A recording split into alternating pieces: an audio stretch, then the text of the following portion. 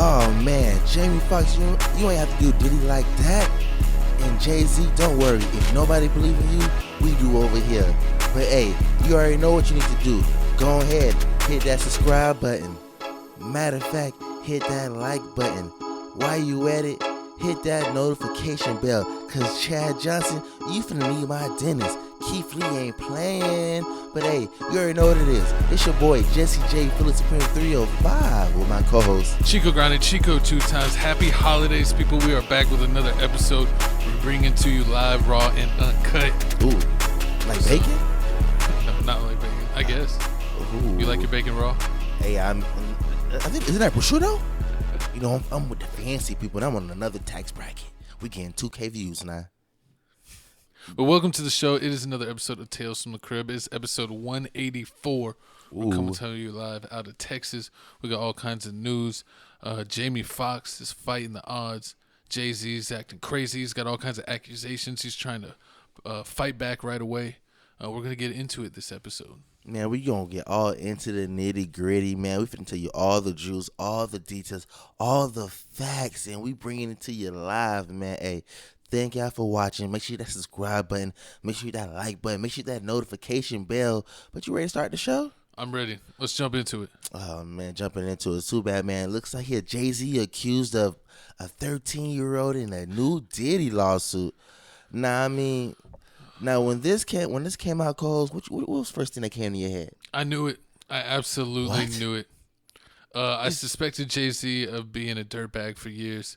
I called it out. I said I knew Joe Camel was up to no good. What? I knew he was committing crimes. I know he thought he was the king of New York, and he was doing all kinds of nasty things. He was hanging out with R. Kelly. He's hanging out with Diddy. He was on the little islands, all allegedly. I don't know, co-host. I'm just so I'm you lost see for, where the crumbs are leading. I'm lost for words right now. So you see where the crumbs are. So you saying if it looked like a duck, it quack like it, then it gets gunned down like a duck at the Gucci store. No, that's a different story. Nah, but I mean, back to what that's horrible. Back to what we were saying, man. If you didn't know, man, this whole story is just bonkers bananas. Because at first, this started off as a Diddy lawsuit only. Because Diddy was only in it. Sued by everybody. Exactly. Diddy was getting sued by everybody.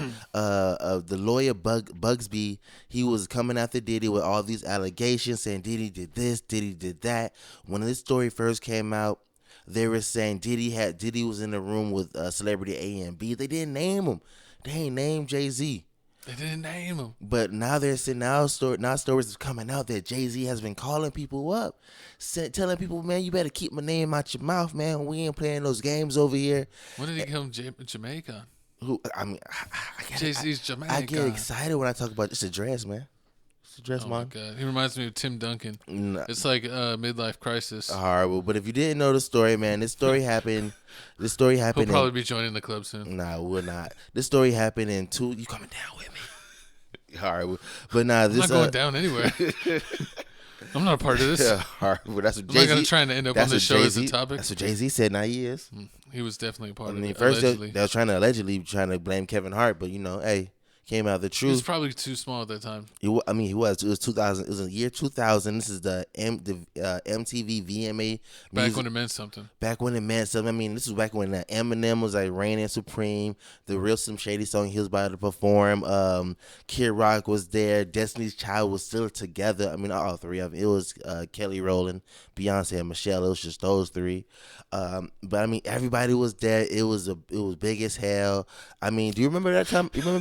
Did you watch VMAs? I remember it being big as hell. Yeah. VMAs was huge. Back in the day, I know people it was watched like videos. The best thing in the world. That was like the early internet, like on TV, like that was like our internet basically. The award shows was like huge. TRL. Like, it meant something. Like nobody missed it. Like now half the time, like whatever it's the like MTV or BET Awards, where like someone wins an award and they're like, oh, they're not here, or they sent a video, or they didn't do nothing. Just someone accepts it on their behalf and they walk off the stage. Pretty much. But back then, everybody was showing up. They were doing a crazy outfit. It was almost like, you know how the Met Gala is now, where they have like a theme and then everyone goes crazy. Well, back then, sometimes there would be a theme, but I think a lot of times there wouldn't. And then people would go crazy, like all kinds of like Met Gala level of outfits. Yeah, exactly. And it was so crazy. The host of the whole thing was Sean and Marlon Williams. And Sean even, That's awesome. and one of the Wayans brothers, the skinny one, I forgot, he turned around and showed his buttocks. I was like, whoa. They actually showed That's that back. the main thing you remember? Listen, man. It was This man loves him some moons. Listen, well, pause. But I mean, so back to the story at hand. So the story starts off like this. The girl said she was dropped off by her friend to the VMAs.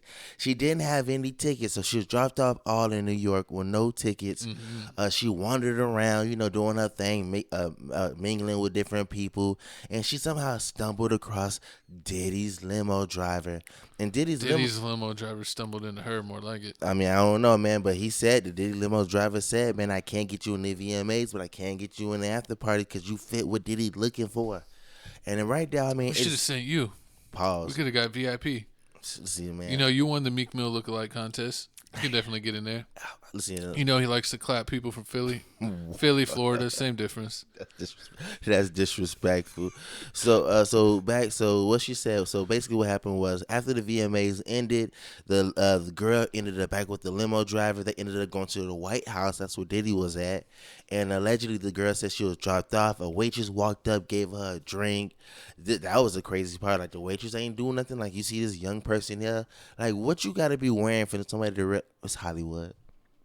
That's what I'm finna say. Like, this is back in the day where, like, I mean, Drew Barrymore back in the day was like at Studio 54. It's like a 12, 13-year-old, like, allegedly, like, doing, like, true, the white powder stuff. True, and on top of that, like, the Backstreet Boys, Aaron Carter and Nick Carter and them saying, like, they were tearing it up. They were tearing it up back in the days, and the brother was Aaron was a lot younger, and he said he was following his brothers. Nick Cannon was doing crazy things. I guess this time Leonardo DiCaprio. Nick Cannon has a podcast, right? Or is it like a radio show? Not Nick Cannon. Nick Carter. From but I bet Nick Cannon has some stories. He exactly. He's been famous like most of his life. Like, when did he become famous? Like a 12, kid, 13? Yeah, somewhere around that age. And he was like, he ran into Will Smith. You already know Will Smith and his stories. So you had that situation. Gotta wonder about Will Smith sometimes. It was crazy back in 2000. So the girls at the party. I think like Bad Boy was really Bad Boy. If you know what I'm talking about. So she gets it. So the girl gets the drink. She said she had a drink. Then like boom, she felt all woozy. So she was like she went straight to one of the rooms. She went straight to one of the rooms. Next thing you know, first the lawsuit said Diddy came in, and then it was celebrity A and B there, and now it's saying since Diddy out here called threatening people and saying don't keep his name out of their mouth. They're saying Jay-Z was there. I mean, they're basically saying that it was like a tag team, and there was like also washers. And it was one, and they said celebrity B was there, so it was one, and it says it's a female celebrity. Now some people are alleging that J-Lo. It could be. I mean, hey, it's all allegedly. It could be anybody. It could be J-Lo. It could be Eve. It can be Beyonce. It was Whoopi Goldberg. I knew it. Whoopi. I knew she was horrible. But hey, I mean, so she said. So the girl said that after this situation happened, she pushed off Diddy and she ran off. She ran off into the streets out of the party, and the first thing she did was call up her dad. The dad picked her up, and after that, the dad said. I mean, after that, the lawsuits basically stated that. They didn't go to the cops after that. They didn't go to the police station. They didn't talk about any of that information. They just jumped to they waited to years later to now to where they come in with a civil suit, which is crazy. That makes it seem a little far-fetched. Like, they didn't go to nobody. She called her dad, and I wonder, I would have to get more context. Like, did she tell the dad that I was assaulted, or did she say by celebrities? Like, how far does she go with it? How far does she tell him stuff? I mean, at the end of the day, it's two. It has to be 1, 2 in the morning, because if you go into the VMAs will happen. Let's say at 6 o'clock in the afternoon. I know you're supposed to be at a friend's house. That's one of those crazy missions where you lie where you're at. Exactly. See, this is why you bet you used to do that. This is why you don't let your kids sleep over other people's house. See, I ain't doing that. When I have my kid ain't doing. Sleepover's always at your house. Yeah, and ain't one of them cool parents. You ain't doing none of that. You're watching kids stuff. Hey, it's crazy when somebody has a cool parent's house. Exactly. That's how the trouble when you're happens. growing up in high school. That's how people end up pregnant in high school. That's how all the house parties happen.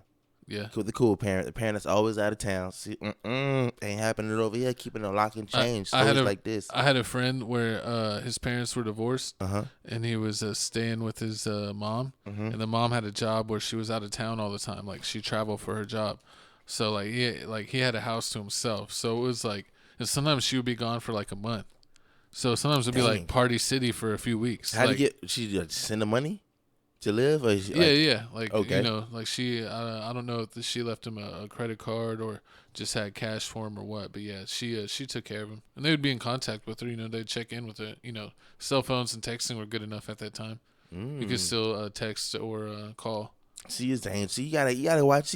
Stories like this make you definitely gotta hug your kids and watch your kids, man. And tell them you love them because you don't want the kids running out doing these crazy type things. You gotta I don't know. My best advice. I don't have children, so I might say I know nothing. But as far as what I've seen is just like as far as friends and how they interact. Like when you try to do the leash like too hard on kids, like that's when they revolt.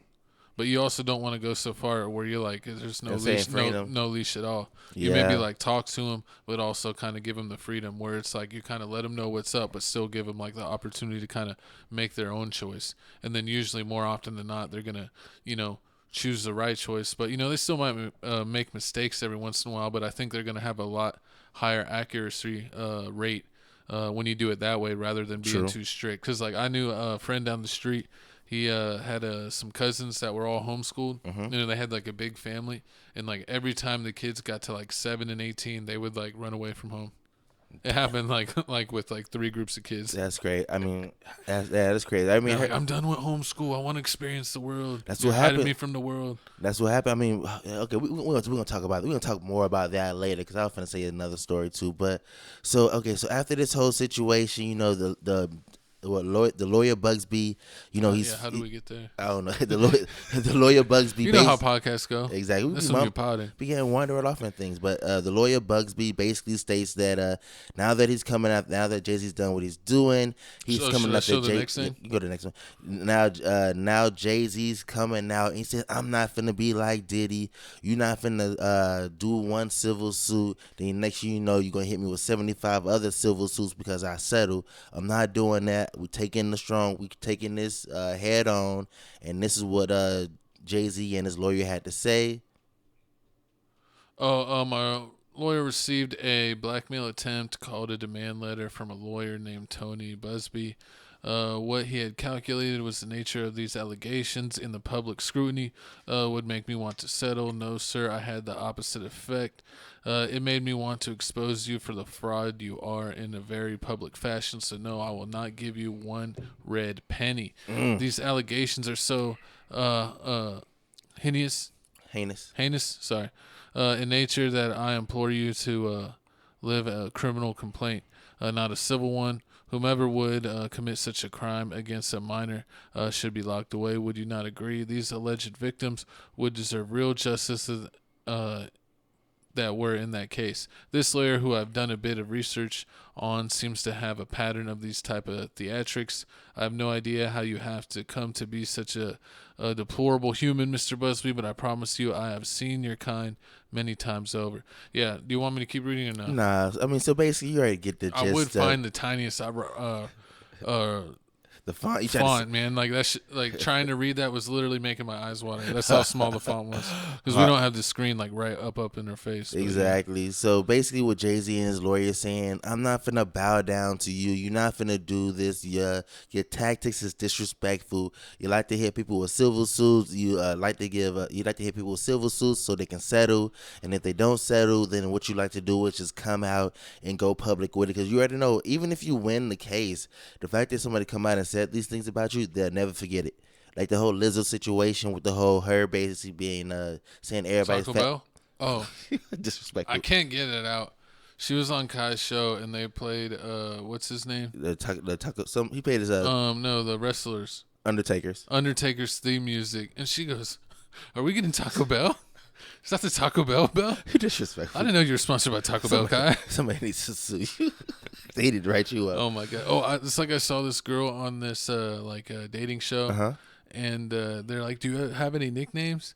And they're like, they call me so and so, but I don't know what that is. And it was like some fat football player lineman. Oh Lord, and then they showed the picture, and it did look like her. That is disrespectful. Don't be trying my girl Lizzo like that. But you know, Lizzo had the whole case that was dismissed about her basically being cruel to her employees, not letting them go to the bathroom, basically making them work, fat shaming them. Which is a double crime. Exactly. She was doing all that type of stuff. Those charges got dropped. Nobody talked about that. So it's a lot of times where charges get applied to people, and then once they beat it, nobody cares about that story. They only care about the stuff that happened. So I mean, these type of lawsuits and allegations are very hard to basically beat in the public eye. I mean, Jay-Z's big money, man. Jay-Z's up there with doing work with the NFL.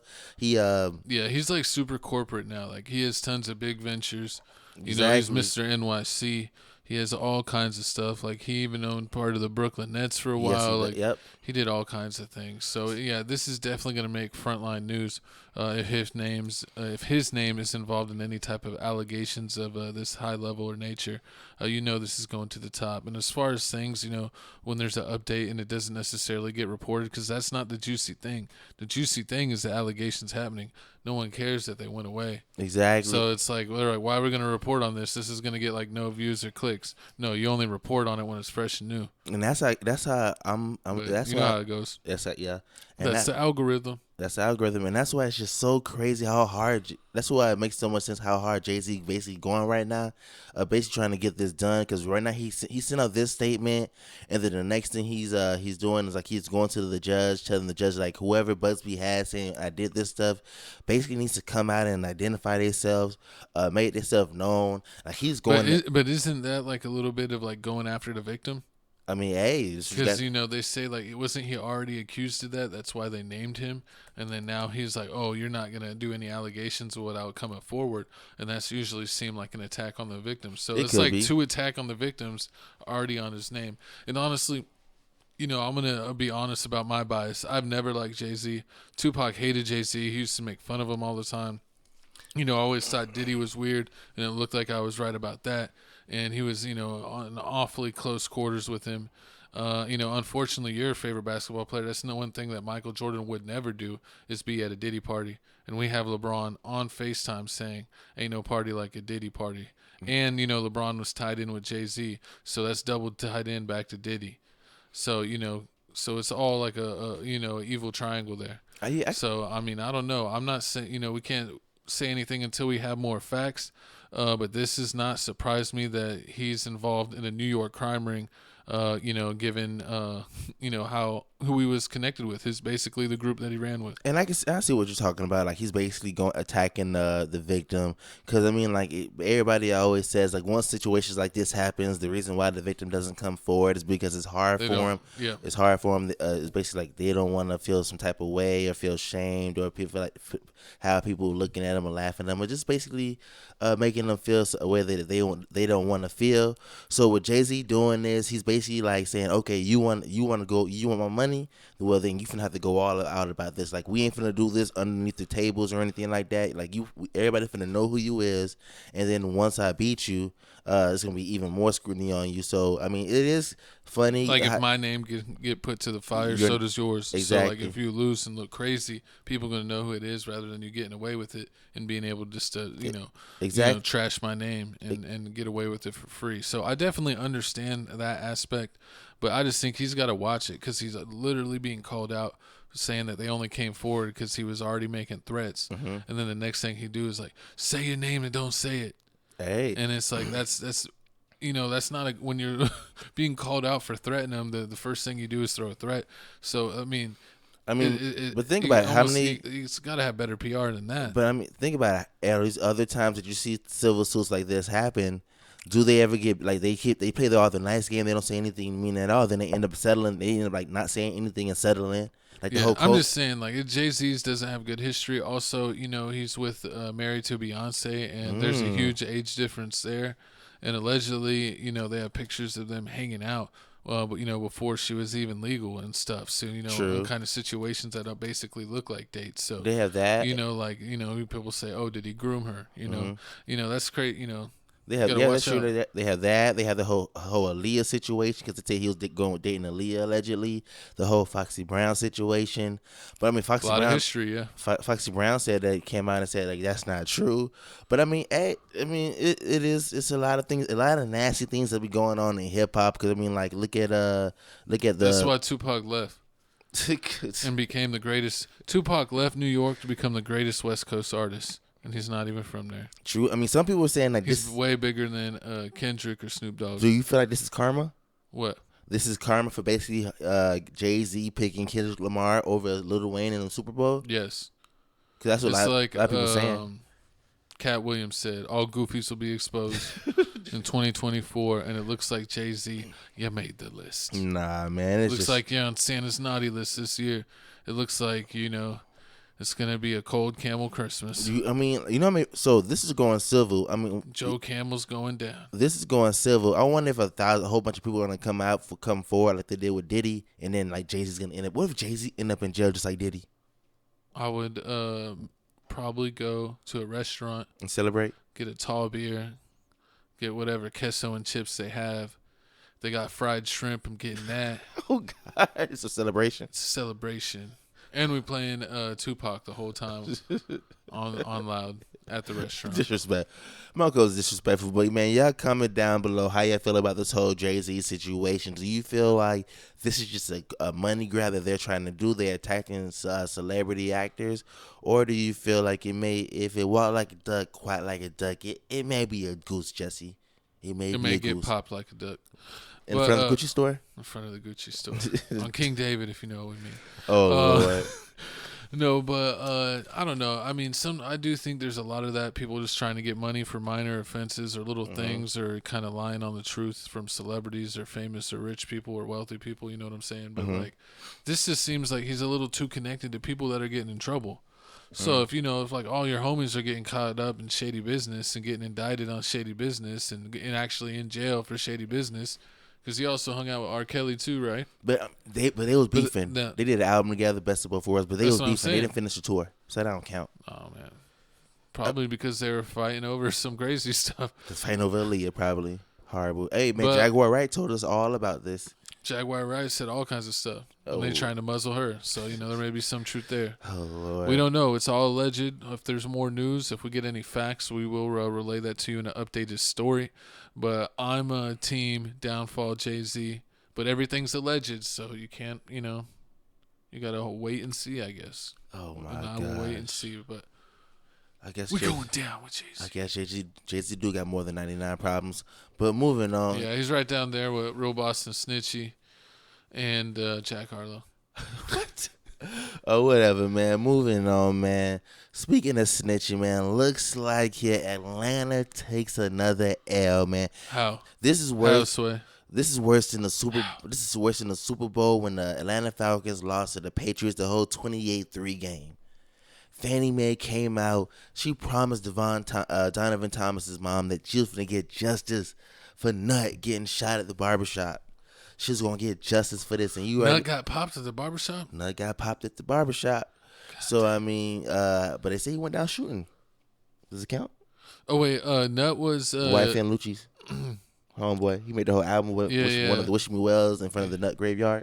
Yeah, and he had like a Long Live Nut mixtape. That's exactly. That was a good mixtape. Exactly. Wife. You know what's funny? It's like I didn't even know that they were like beefing. I just listened to both of them. Because I don't think in any song they like exactly diss each other. I don't think they were on like the Chicago stuff. Like, it's not like you're hearing Young Thug saying he's smoking nut pack. It would just be like, nut pack is wild. That's crazy. That is wild. Pause.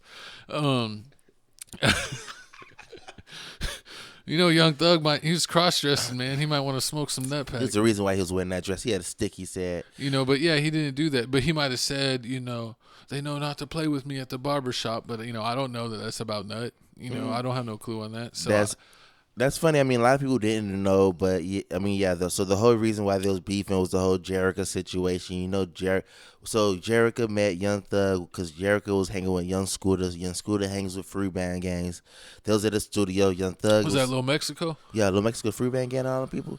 So he met Young Thug was cool with Scooter. He met Jericho. They started talking. Then somewhere down the line, allegedly Jericho started talking to wife and Lucci. He started flirting with her.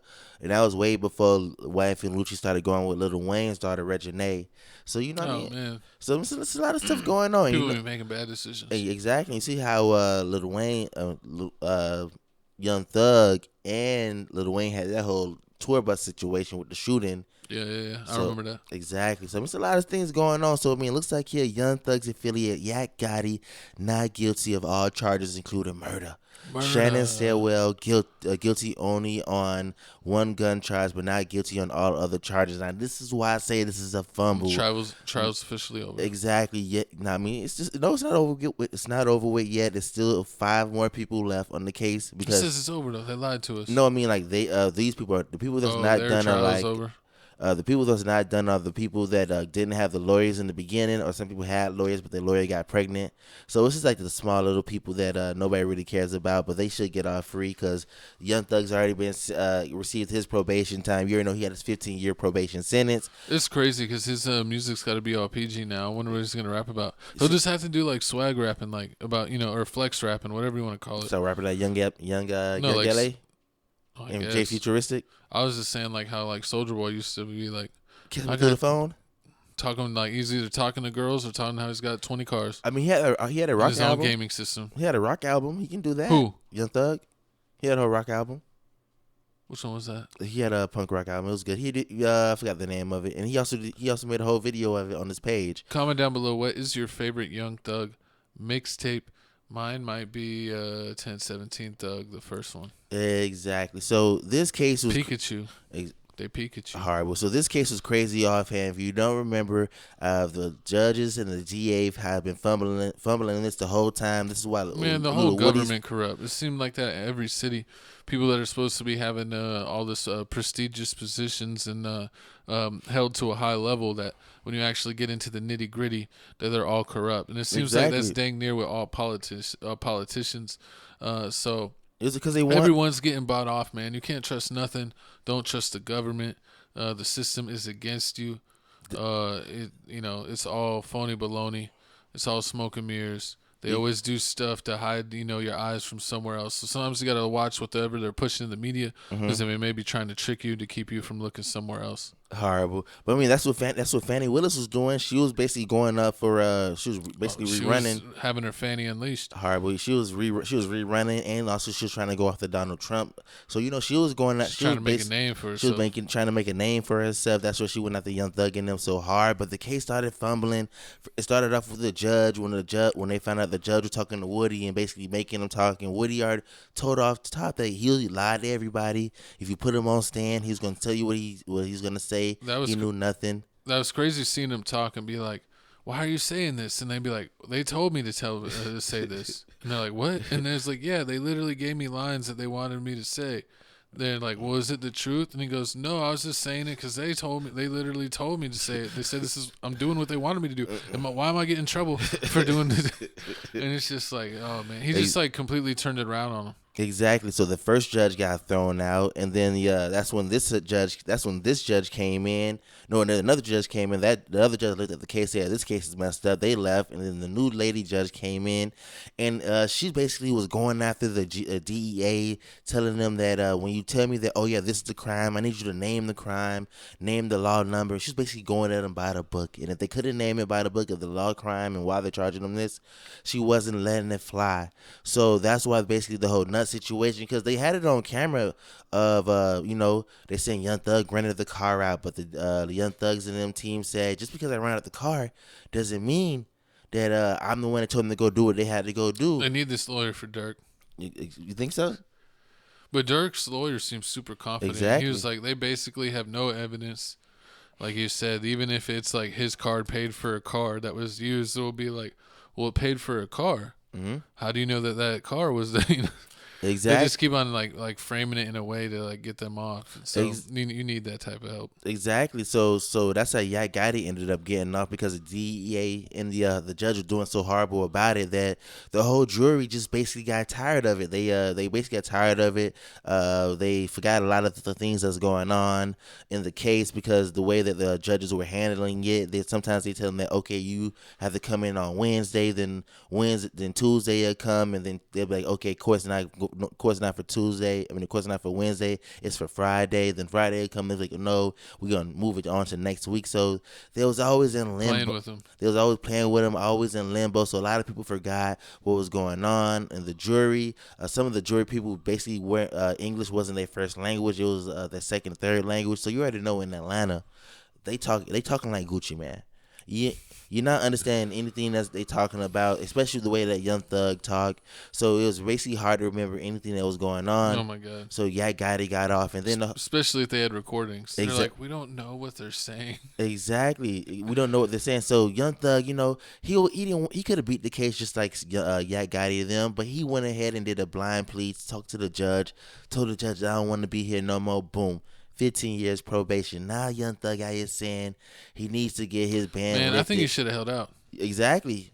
I feel like he could have got like even if he they caught him on a few things where he beat like all the big ones, he could have got like way less probation time. Yeah, well, and all that. So, especially or like way less harsh restrictions. I should say. Exactly, because they really didn't have anything on Young Thug, but besides the fact that he's the one with all the money. That's all they had he was the one that had all the money. He the one that started off. He was one of the people that started off the whole YSL label. So they thought it was gonna be easy, but if he would have said a little while longer, even his whole lawyer said, "Hey, we got this beat." But he's like, "Nah, I'm tired. I don't want to chance it. I want to go home." So now he's on probation. Now he's asking for him to get it lifted. Sometimes you gotta have some cojones if you want to win big. Do you feel like they should lift it? Since the people that actually did some things like I feel like it should be amended. Yeah, I feel like he should get his his amendment that he wants about lifting the 10-year Atlanta ban. Just maybe that one part. Maybe getting it shorter, and he can visit more.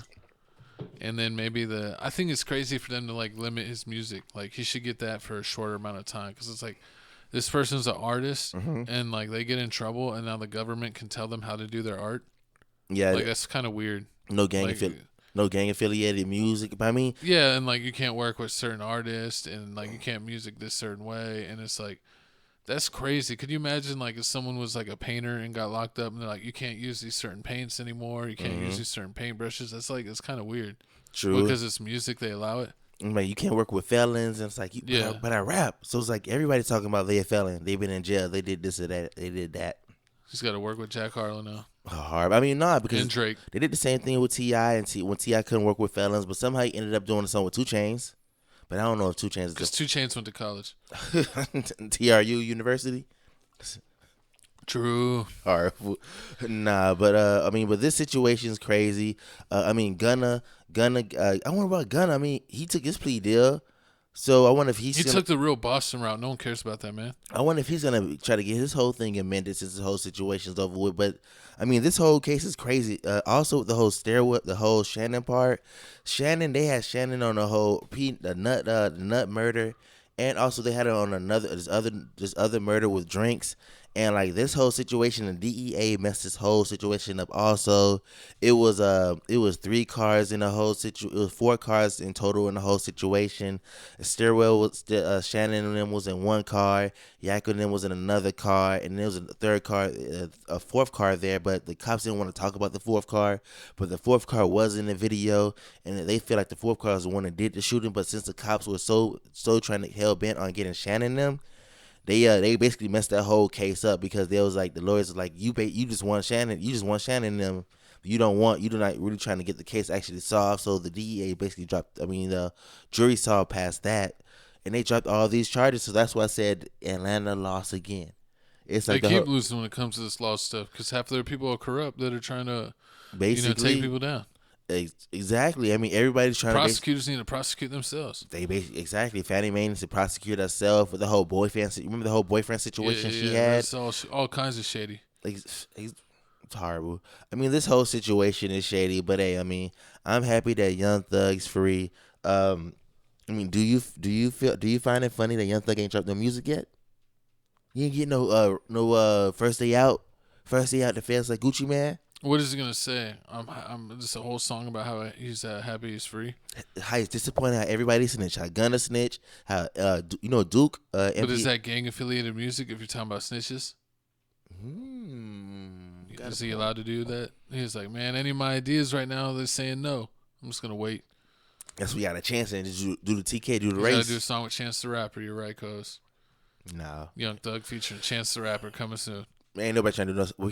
You have to start doing songs with Kendrick Lamar.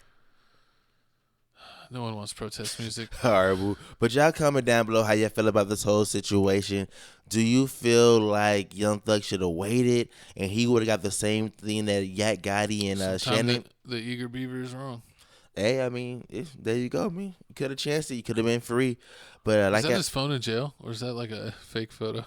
I mean, he's not in jail in this. I don't know where he's at in this photo. I don't know how they found these photos. I really don't. But yeah, hopefully Young Thug stays free.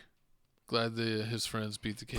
Please don't go in and out of jail like Gucci Man and Kodak. Gucci's been good lately. He's been good. But we'll give you updates if there's any updates on the YSL, or as academics likes to call them, YSTL. We got my host's favorite topic, the topic that he was looking to talk about, Andrew Schultz. Andrew Schultz responds to lyrics Kendrick Lamar seemingly rapped about him. He has his show Flagrant and Brilliant Idiots. One show's with Charlemagne, and then the other show's with his group of comedian friends and the podcast engineer Al. And so he talked his trash back on both episodes. And now that since he said he went so hard on Kendrick, that Kendrick Lamar fans have been given death threats after his latest comments on the rapper. But he went pretty far, man. He basically said that he was going to take Kendrick's manhood, and that, what makes it even worse is allegedly that may have happened to Kendrick when he was younger. So, it's like, that could be a scary thing. For Kendrick, given that he's a man of small stature, and Andrew Schultz said, "You don't got your bodyguards, you can't stop me."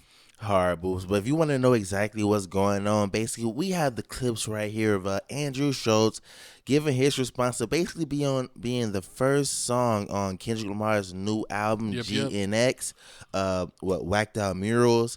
And also, you can also hear about basically the origin of this whole story. And then you can hear how Andrew Schultz is basically scared for his life.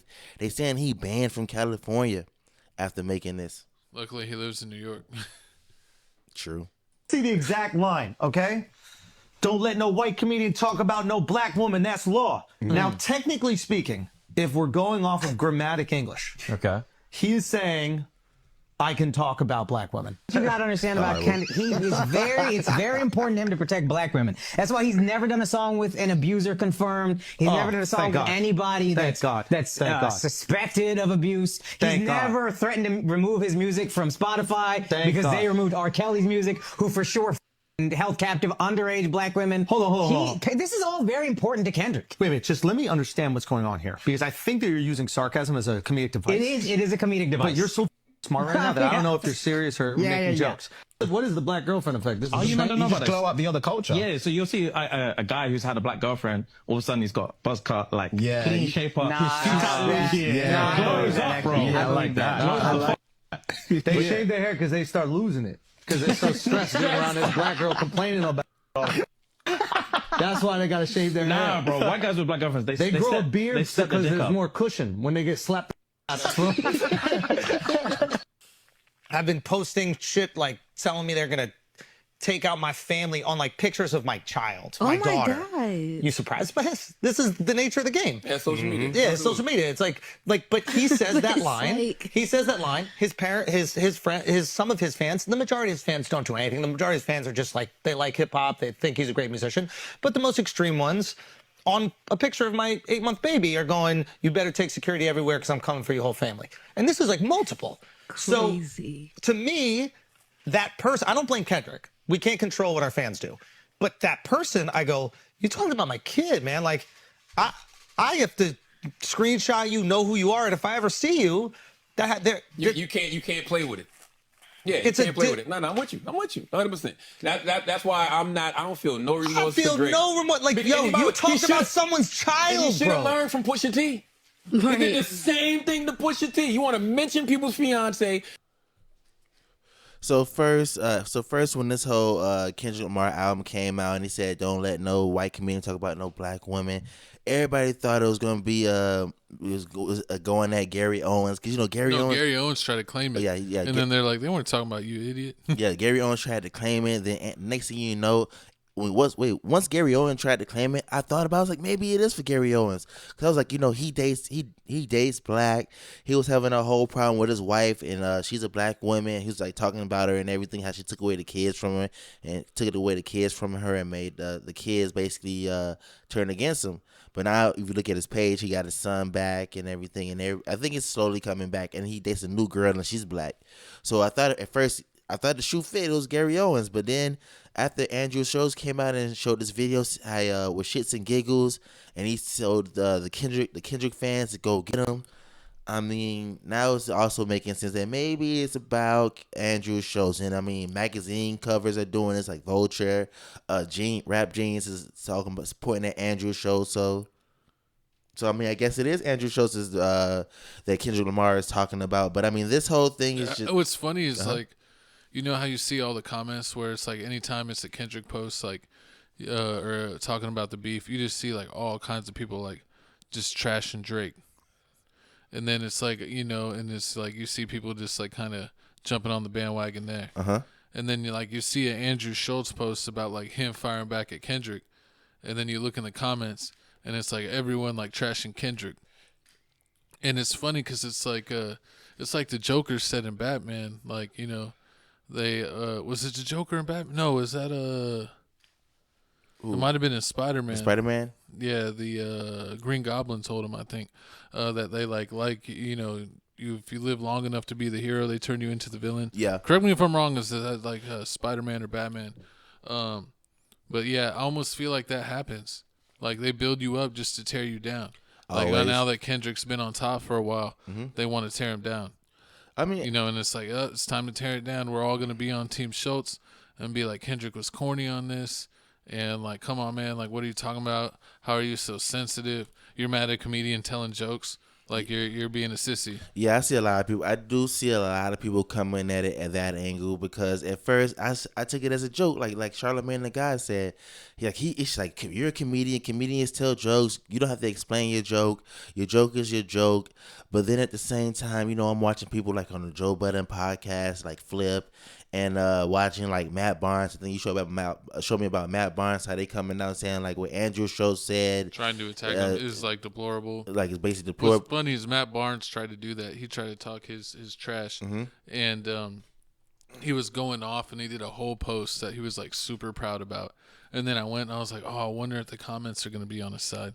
And I scrolled down to his comments, and it was like, Matt Barnes, you are cringe. Matt Barnes, you still have time to take this down. Like, no one cares about your opinion, Matt. And then it was like him getting his butt whooped in his own comments. That was crazy. And then I went back later, and it was like him going back and forth with people. Yeah. But it was like everyone hating on Matt Barnes, and I'm like calling him like, you're saying that Andrew's doing it for clickbait. Here you are posting a clip talking about another man's situation for clicks. You're literally clickbait. And they called him out for doing what he was literally trying to call out. I mean, yeah, I did see that. They were calling him out about that. But then, like, I kind of understand what Matt Barnes and them was saying, how Andrew Schultz said this type of stuff about the black women. And, black women's like one of the most people that's being picked on the most, and everybody's going at him. So Andrew saying this is just disrespectful. He shouldn't be saying this, especially since you work around Charlamagne. He's a black person, so you should have some more respect about him. But, I mean, at the same time, when Andrew Schultz was like, well, rappers say this about... Well, I mean, it is kind of tough. Like, sometimes, like, the message may be right, but the messenger is so wrong that it ruins it. And it's like... Is that the problem? Because Andrew Schultz is the messenger and they don't like Andrew? Well, no, I was going to say that's, like, the thing with Kendrick, because it's, like, it's one thing to call it a dude for, like, like, crossing the line or whatever. And then when you look at it from his way... Mm-hmm.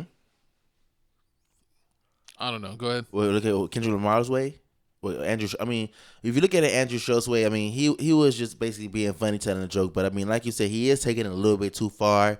Because I mean, it's funny how he like a regular black person be like, oh yeah, if Kendrick Lamar, I'm gonna F you up, I'm gonna do this to you when I see you, I'm gonna do that to you if I see you. Sorry, I forgot what I was saying. So yeah, it's ironic for Kendrick being a rapper, calling out a comedian for a joke, crossing the line, when like most of rap's history is basically talking down on women. I mean, I understand. And most of the rappers, their ethnicity, that's who they're talking trash about. True, I understand that. And y'all say like, oh yeah, he does songs with Chris Brown. He did a song with Dr. Dre. He did the whole album with Kodak so Black. like you're not really practicing what you're preaching. And he's doing the whole thing like with South Park. You're Mr. Activist, Mr. like, oh, you can't say this, like they've been trashed too much or this or that. But then here you are working with people and making music where yourself has trashed women. Maybe not recently, but some of his older stuff. But then he's working with people that have a history of either abuse or of being negative. So like, what are you? So basically, like Andrew shows like, what are you doing? Like, are you basically saying like, I can't do it because I'm not black? And so, I mean, I understand what he's saying. I understand where he's coming from. But I mean, I feel like he's a comedian. They gonna say what they gonna say. They always gonna say out of pocket things. There's all types of comedians in the world. I mean, you may not like the type of style and jokes. Like everybody don't like Bill Burr. Everybody don't like what's it called? Patrick O'Neal. What's it? I think it's Patrick O'Neal. They don't like him, his comedy. So there's a lot of people comedy that they don't like. It's not their cup of tea. So when a lot of people, someone was saying, I forget who it was, that they think it's a lot of people don't like Andrew Schultz, so they're using this as like a way to get at him. But if you look at the end of the day, like he didn't really do anything that bad. True. But it's whatever. I think you have the right to feel either way. But I think it is kind of ironic being a rapper, where most of the music is talking down on women. And you want to protect women allegedly, at the same time? he has his own issues with women, and work with artists that have their own issues with treating women right. And then he wants to call out a comedian for telling a joke. That's what Andrew Schultz It's like he did it a hypothetical or like a joke, which isn't real. You actually have history of you possibly doing something real, or people you're working with doing something that's real that actually affected someone.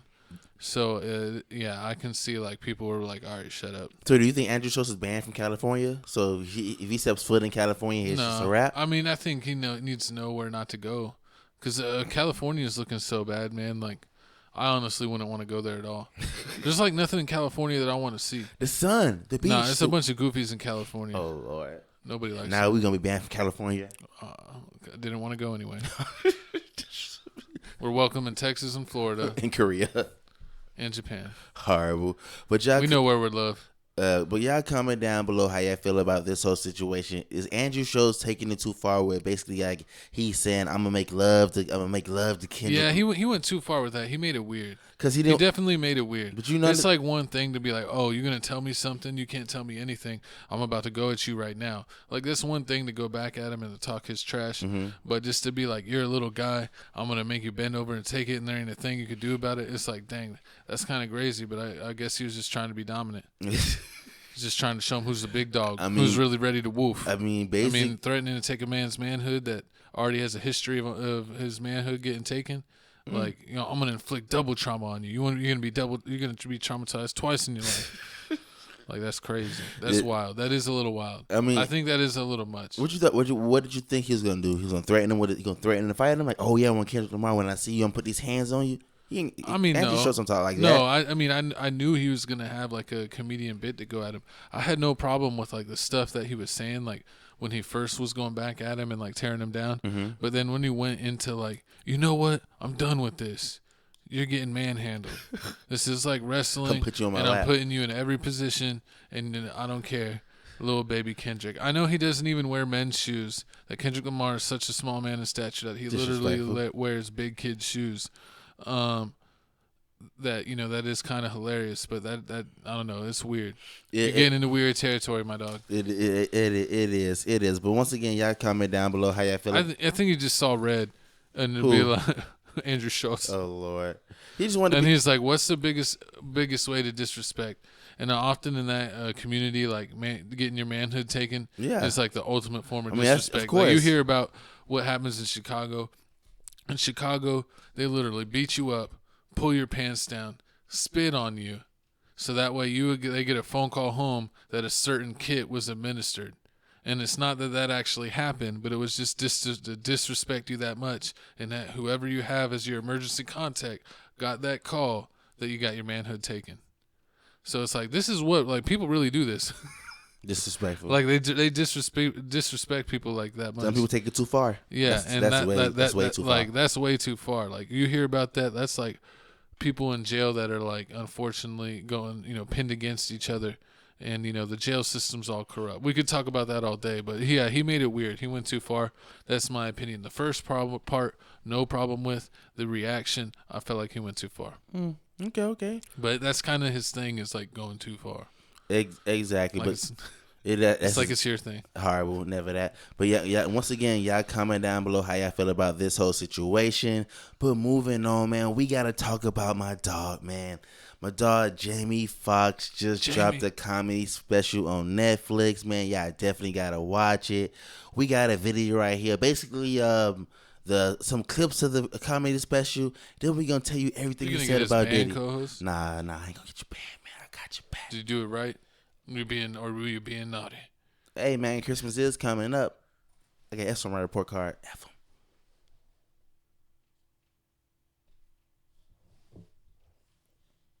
Let's see what happened here. Jamie Foxx a clone. Jamie. I guess I'm going to have to do the audio for this one, co-host. I don't know if the audio didn't transfer through, but this is his special on Netflix. He's so glad that everyone's there. Me and my co-host actually got to check this out. We watched this right before we recorded the show. It was very emotional. There was some jokes, some performative measures, some comedy parts. It was really like a full gamut of Jamie Foxx's talents. It was actually a lot better than expected. I got to give him his props, but it does feel like there's a hint of him monetizing what happened. Like, they say he didn't want to say anything to protect his family, but it honestly looks like he just wanted to monetize what happened to him, and it looks like that's exactly what he did, and he sold it to Netflix. But I will say that this show did surpass expectations. It was funny. It felt like you were at church. It had uplifting moments, and he went through kind of like a part of all his like major characters he's known for. That was really cool, and he sang a bunch of songs. But yeah, I thought it was a good show. But I do want to call him out for monetizing. It's almost monetizing his pain. But hey, it's your pain. Do what you want with it. People make music. He's a musician. He decided to make it special. Exactly. So what had happened was it's the comedy special that Jamie Foxx did with Netflix. Now this comedy special, I mean, it was kind of funny. It wasn't super funny like I Might Need Security Jamie Foxx comedy special. I feel like the comedy was like on the back burner. Like, it was like the B part of the show. Like, it wasn't the main focus. The focus was like him surviving and being thankful. Basically, that was the whole basic point of him surviving, him being thankful. It started off with his daughter basically introducing him. He also had his other daughter basically playing the guitar, and Jamie Foxx talking about and making light of his whole situation, how like he's Jamie Foxx, he can't have no stroke. Him basically having to go talk to him, basically having the nurse basically wipe his butt. Him talking about how his pickle wasn't working, to basically him hugging Halle Berry. You super related. I mean, it was horrible, but I mean, it was funny. It was funny. It was a lot of music. He did sing in it. He did try to do the walk it out dance. He showed you like a whole lot of vulnerable moments and times he had where like he basically was falling on the floor. He couldn't walk. He couldn't move right. But I mean, it's sad, but it's funny at the same time of how he basically monetized this whole thing and got that check from Netflix. Because it looks like, I mean, Netflix this isn't really that funny. Like, if I had to rate this on the whole comedy scale, it's not an A or B. It's probably like a C+. But the fact that he sold it out, the whole alliance. Okay, so I would agree that I would say maybe the comedy is like a C+, a B-, C level comedy. But if you had to rate the whole show experience, I don't know, how long was the show? Like an hour? It was an hour and 8 minutes, hour and 10 minutes. Yeah, a little over an hour. What would you rate like this show experience 1 out of 10? A+. It was an A+. The fans was all into it. It was very intimate. So what out of 100? What? It's like what if you get like rating it like a paper? What are you giving it? 80. I give it 80%. 80? 85%. 85%. I mean, somebody played it again. I'd watch it. It's not like Cat Williams. It's not like Cat Williams. Well, yeah, I don't think it has a huge amount of replayability. I definitely get you on that. But I think out of like having expectations to be like, what is this? What is it? What is he doing? Is he going to be really that funny? Because I know he's a comedian, but I knew him more as like an actor and singer rather than a stand-up comedian. I feel like he did better in skits than stand-up comedy.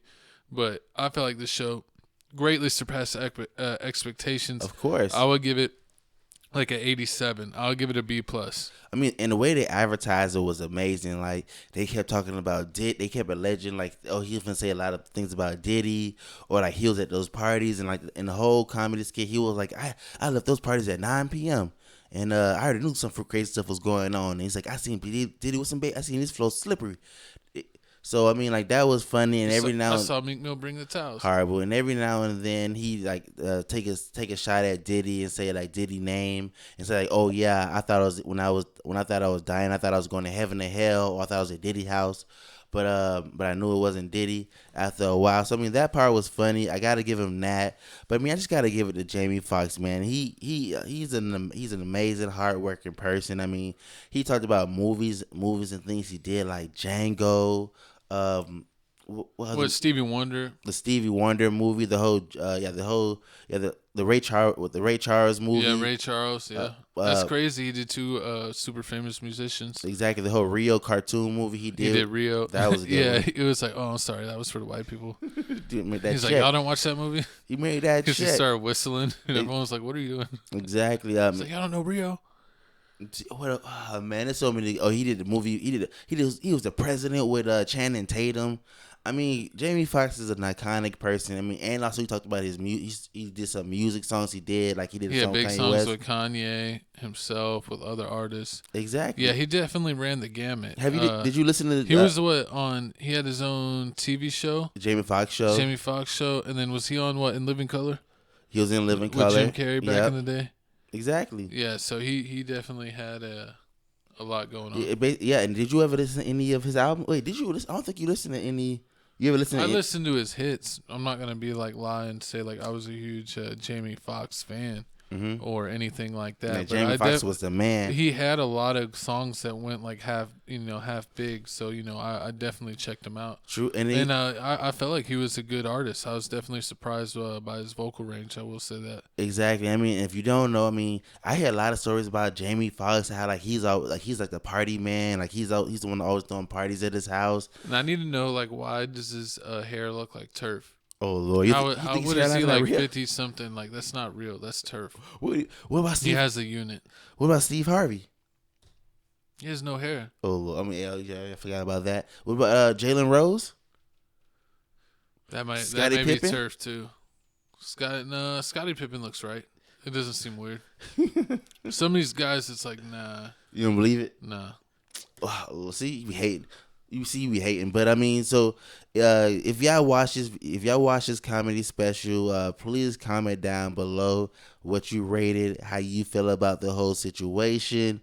Also, if you didn't watch it, comment down your favorite Jamie Foxx moment, TV show, song, something about Jamie Foxx. But I mean, anything you should say about this whole topic? Shout out Jamie Foxx. If you have Netflix, check it out. I think it's definitely worth a watch.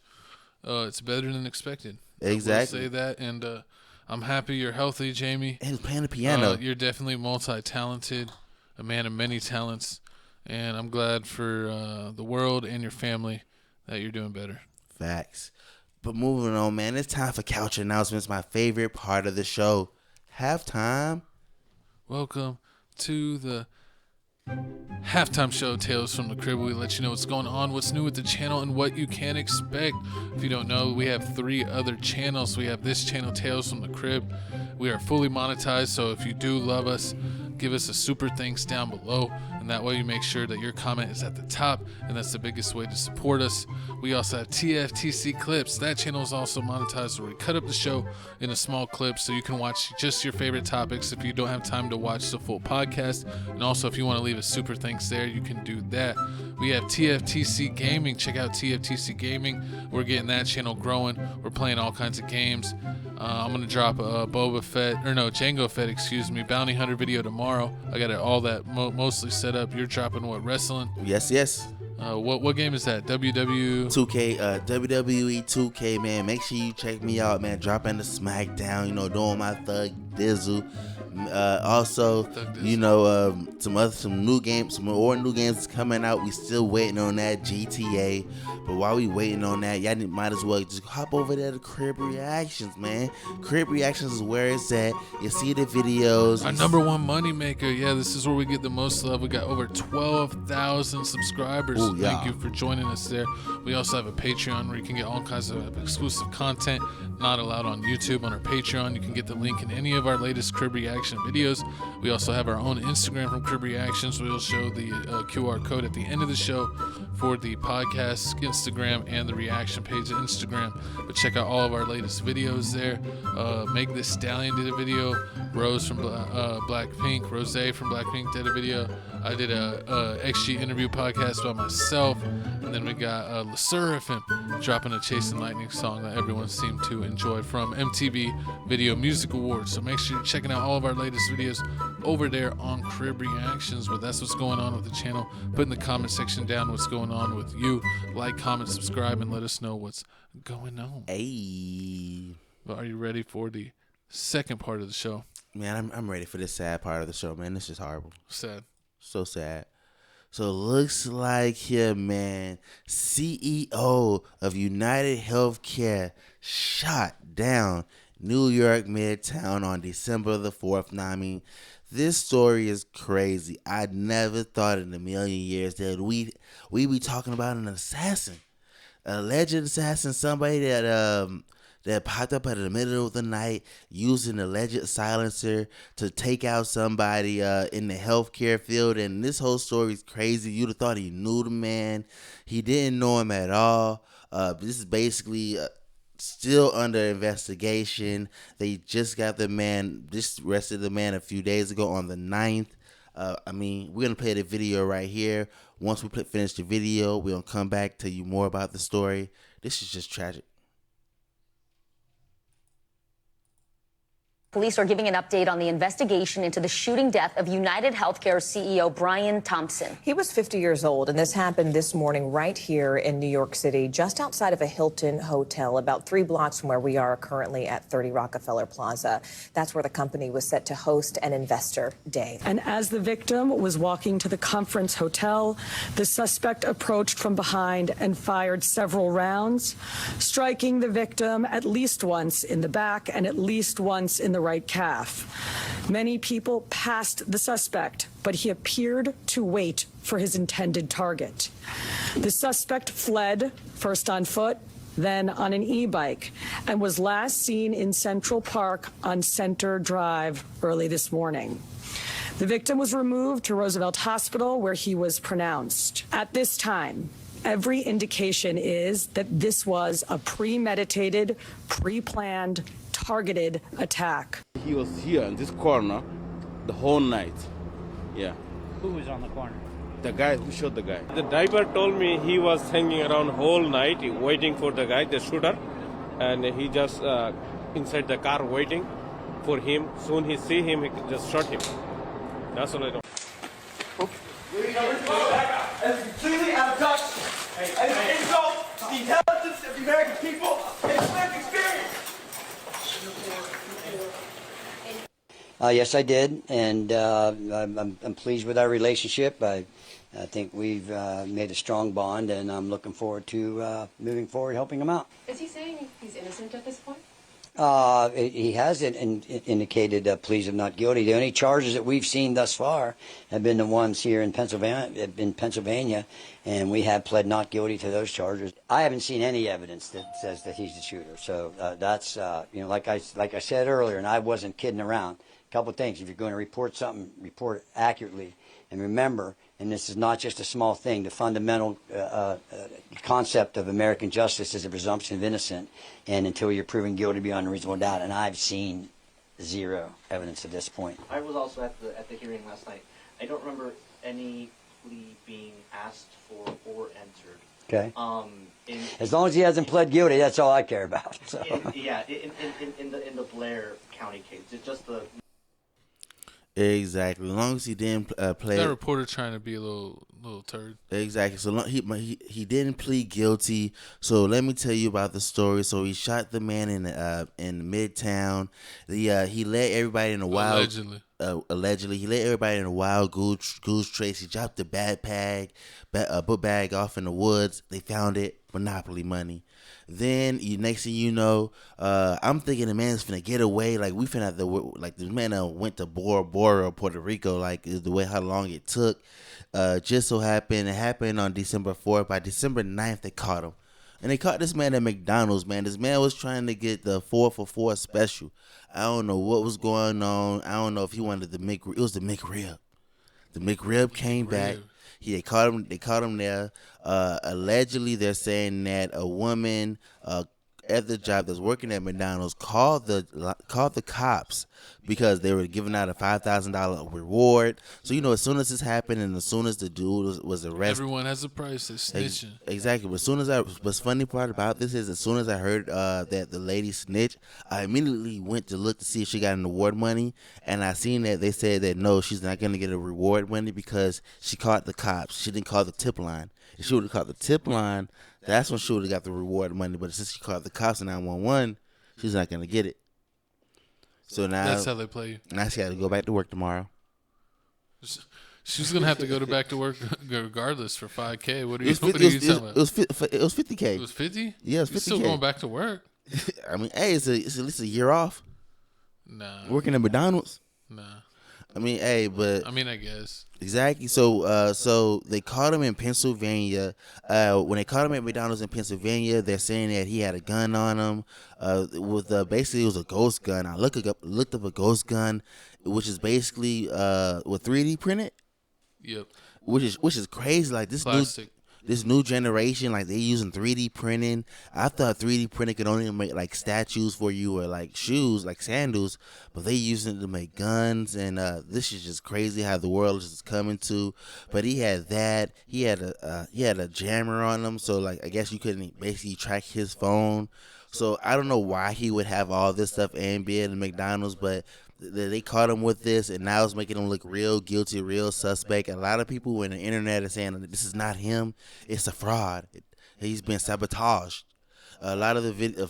Honestly, to me, he doesn't look like the dude in the picture. You don't think? Yeah, I mean, hey, it's true. Like from the picture that they shown, like the dude looks like a different. His facial structure just looks a little different. Like this guy looks like he has different eyebrows.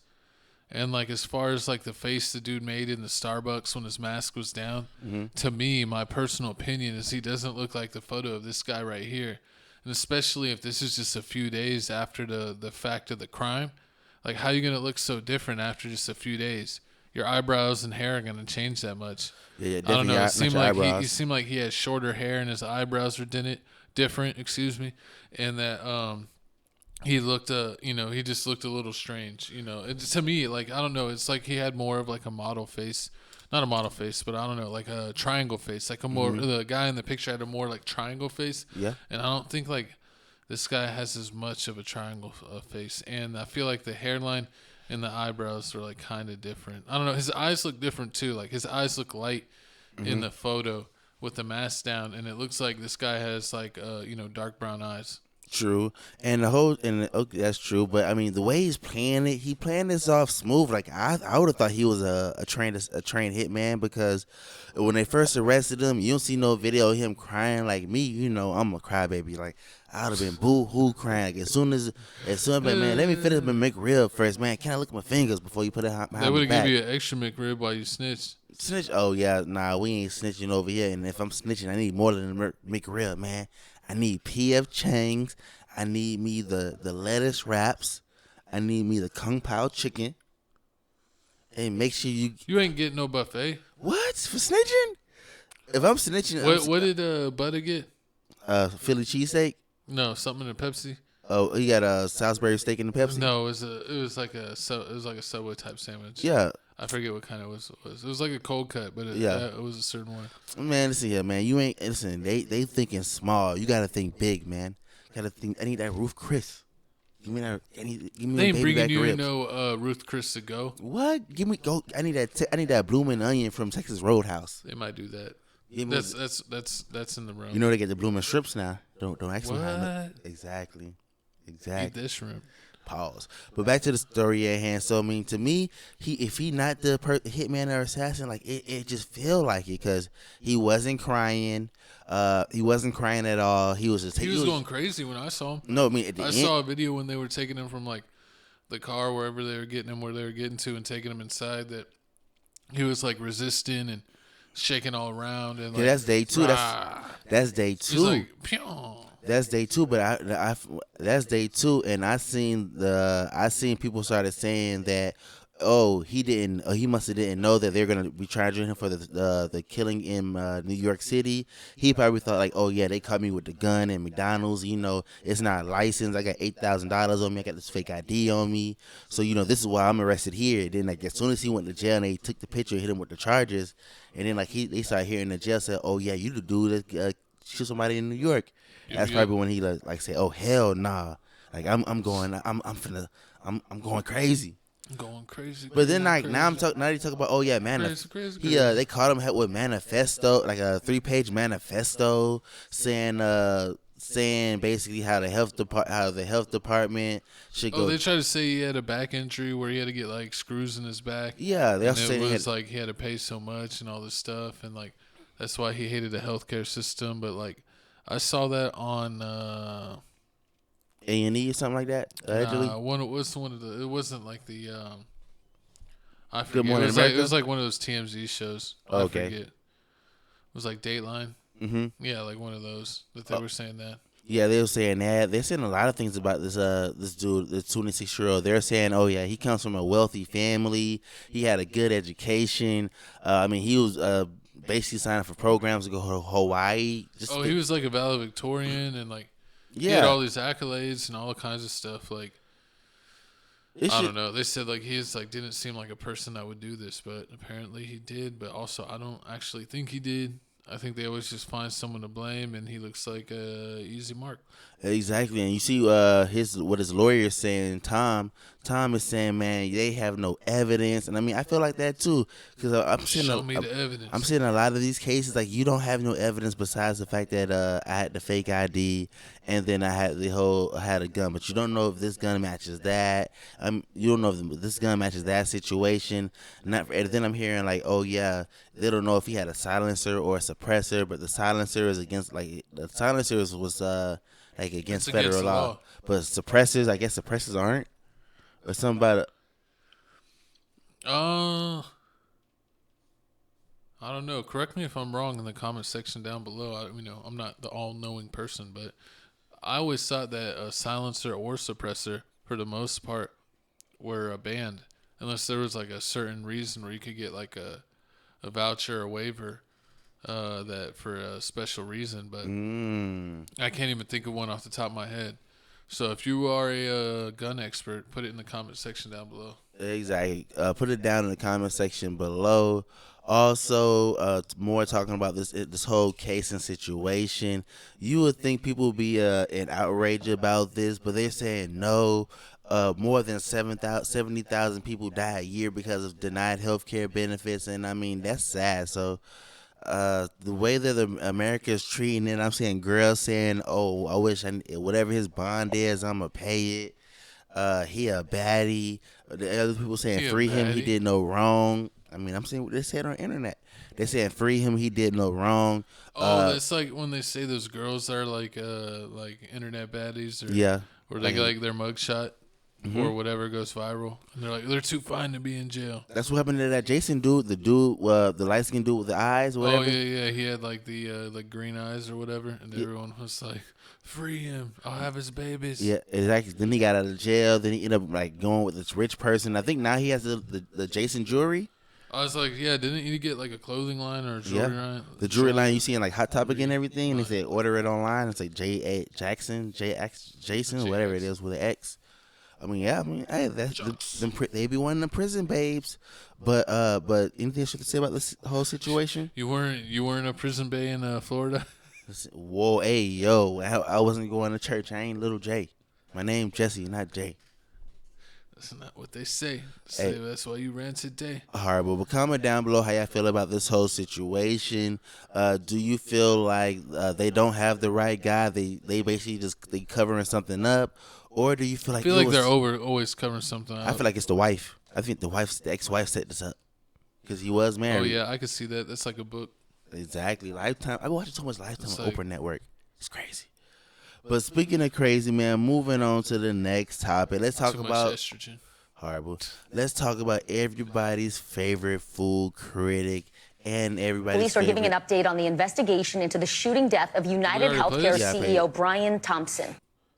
Here we go, man. We got everybody's favorite food critic, and we got everybody's favorite ex-football player, Chad Johnson, Ocho Cinco Johnson, man.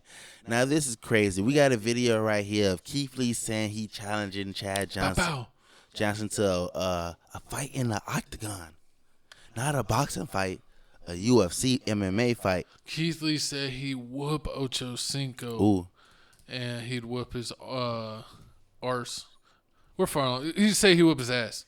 He says he's beating his ass, and anything under 200 can't do nothing with me.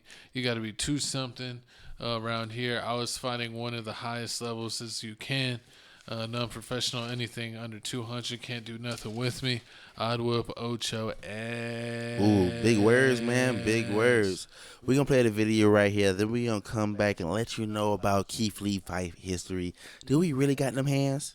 Do it like this. Last year, my co-host, we were talking about you was critiquing a restaurant, and Ocho said something. You responded, and we were talking earlier about a celebrity boxing match. We asked, would you fight Jake Paul? And you said you would like a celebrity boxing match. If I'm gonna do anybody, let's go Chad. Come on, Ocho. Ocho! Come on, Ocho. Ocho was talking hot. He was talking crazy. Ocho was talking on a different level. But we've had a conversation since. Oh, you talked to Ocho? Mm-hmm. I talked to Ocho. Again, I come from a place of love, man. I come from a place of transparency. We had a conversation. Chad didn't mean no harm. But if you want to put the gloves on, we can put the gloves on. I ain't gonna lie. I'll whoop Chad ass. I take Ocho down through there. I don't like the critiquing of our restaurants and having people and talking bad about our goddamn businesses and like dude, you know how hard it is and I get it, for us to even get in the food industry and to have our own restaurant and so like, what are we doing? Let's talk about it. First, I want to say God bless you and I respect your opinion. Your opinion is just as valuable as the next person's opinion. But I do agree with you. It is hard to open a restaurant. It is hard to get the funding. It is hard to have people come in. I agree. And I'm blessed enough to be a marketing platform for those restaurants, completely free. To me, it seems like you have no idea who I am. And again, that's okay with me. The main point was my qualifications. I'll be honest with you. I've been a professional fighter for almost 10 years. I've traveled the world eating food. I've cut weight from anywhere from 170 pounds to 135 pounds. And food is one of the most important things when it comes to cutting weight. So at the end of the day, I'm just a foodie. I agree with you. I've been blessed enough to be in this position. But then in return, I want to ask you, what are your qualifications to have this firm stance on this topic? Because to me, this seems like your first time ever seeing me. And if it's not, again, I have another question. Why is this your first time speaking on me? We've been blessed enough to raise over $40,000 for a restaurant owner who has cancer. We've been blessed enough to be used as a vessel to retire a team.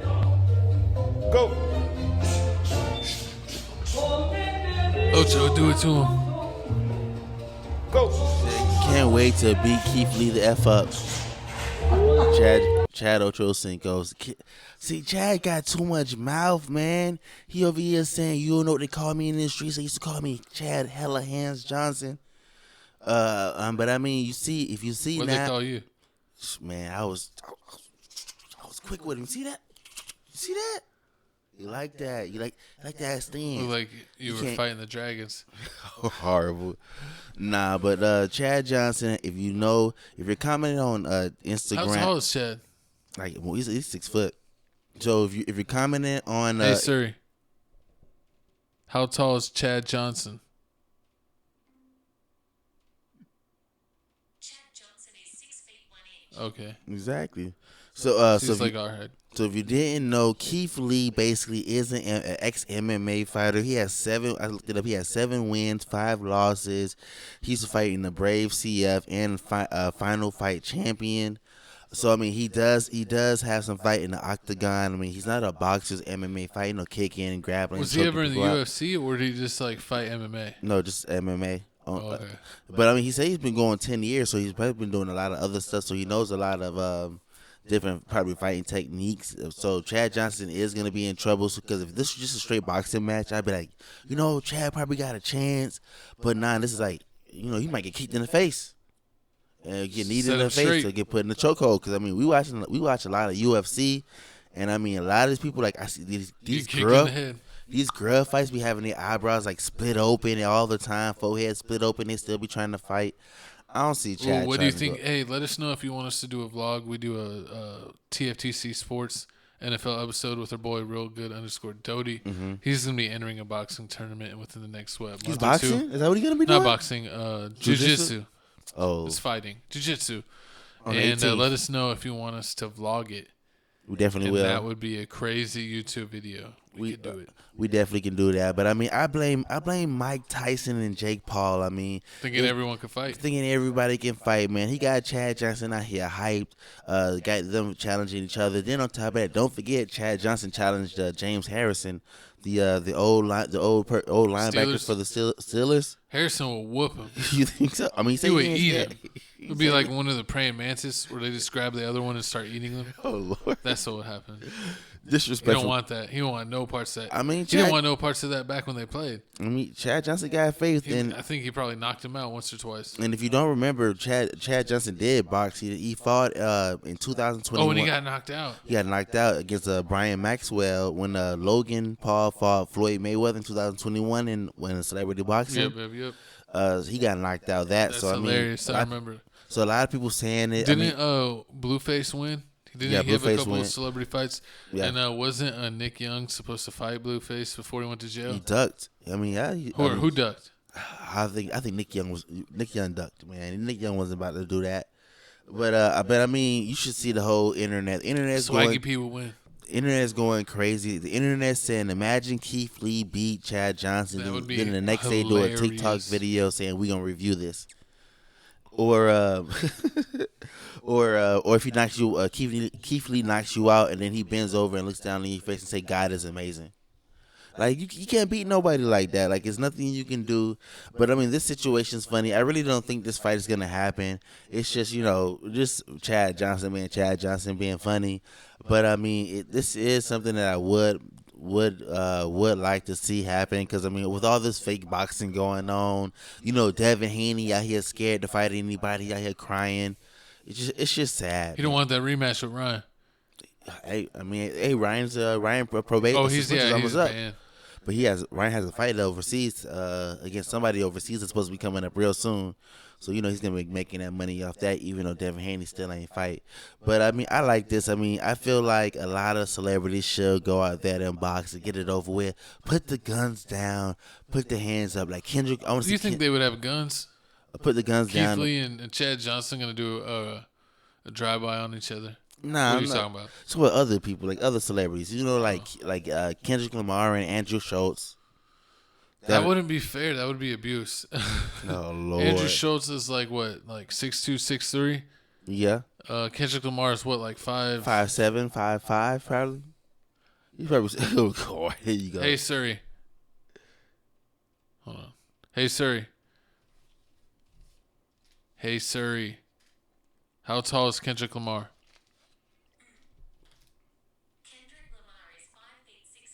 He's 5'6". See, he's a toddler. Hey. See, once again, we're gonna be banned from California. Golly, ban us on that baby. Get us banned on that topic. Now you get us banned on this topic. See, my co-host is trying to. He just not trying to ever go to California. But hey, man, y'all comment down below. Oh, disrespect. Get my violin out for the haters. But y'all comment down below how y'all feel about this whole situation. Do you feel like this fight would even be a good fight or waste your time? Or do you really want to I would want to see this fight. I would definitely stream this fight for free.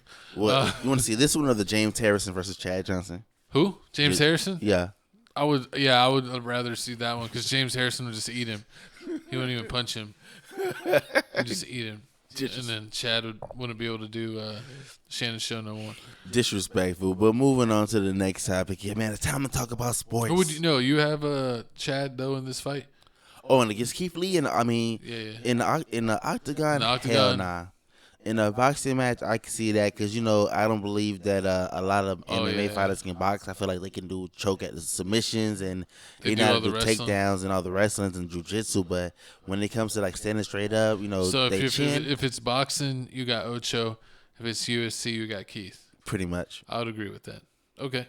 Exactly. Next. Tell me if I'm wrong down below. Put it in the comments. Exactly. But speaking of putting it in the comments, man, looks like here our boy Shedeur Sanders out here winning the award. He just won the the Johnny United's Golden Arm Award, which is basically given to all the upperclassmen quarterbacks of the season. And him and Colorado basically balled out. They had a 9-3 record this whole season. I mean, they should have been in the tournament, man. That hurt my heart that they didn't make it. Mm-hmm. They're gonna get a bowl game, but I just wanted to see him in the tournament. So lame. Exactly, but I mean, sucks they had to lose one at the end. Exactly. Who did they lose to? Who? I don't remember. I forgot the last team that they lost to. Because they won, but they lost the game before that, right? Yeah, they won the last game. The final game they won was the game before that they lost. But basically, we got the video here of Shedeur basically winning the award. Then amazingly, we got him with the Raiders coach and Deion saying, "I need you to sign my son." We're going to tell you some more things we heard about this whole situation, and we're going to tell you about Shiloh. Where will he end up?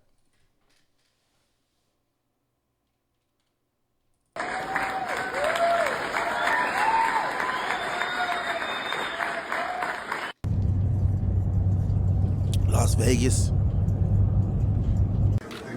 Las Vegas is cool. Now I just need you to do one thing. I need you to draft those Sanders boys next year. Both of them.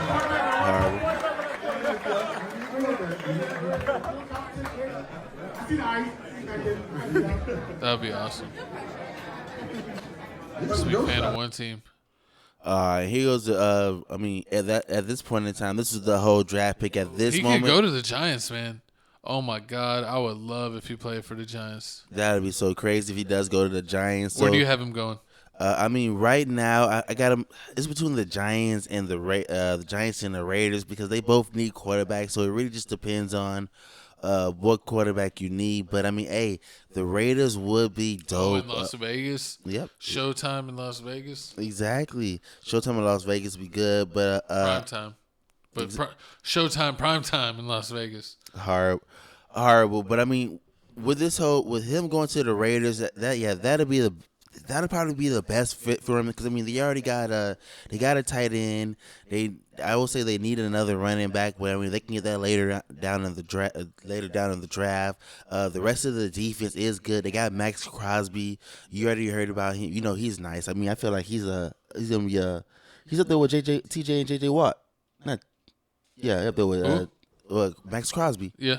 I feel like he's up there with them. So I mean, the Raiders' defense is good. They is basically known.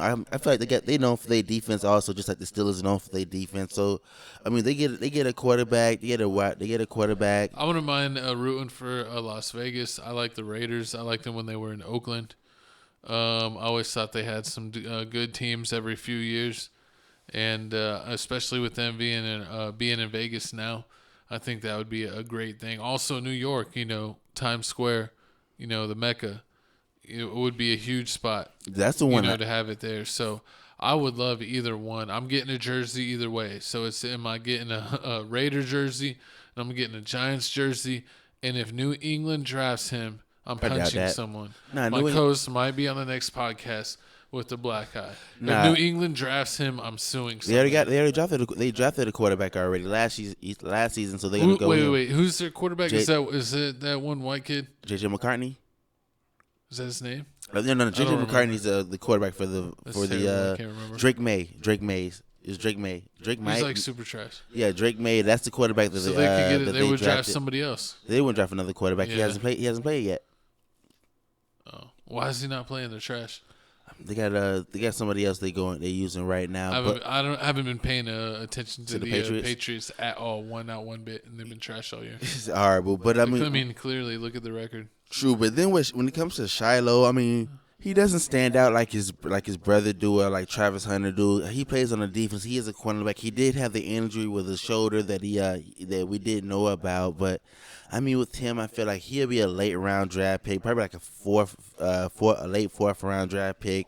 I can definitely see him going to the Raiders then. But with this whole situation, if you knew you was going first round draft pick and you had one game left, because right now, don't forget, they coming to San Antonio for the Alamo Bowl. Oh yeah. They're going against BYU. If it's your when is the game? I think it's coming up check that out.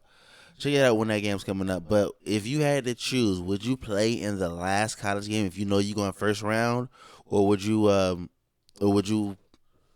I would play, man. But I guess if you want to be safe, I've seen players mess with their whole draft pick off of the whole last game. I mean, yeah, that does happen.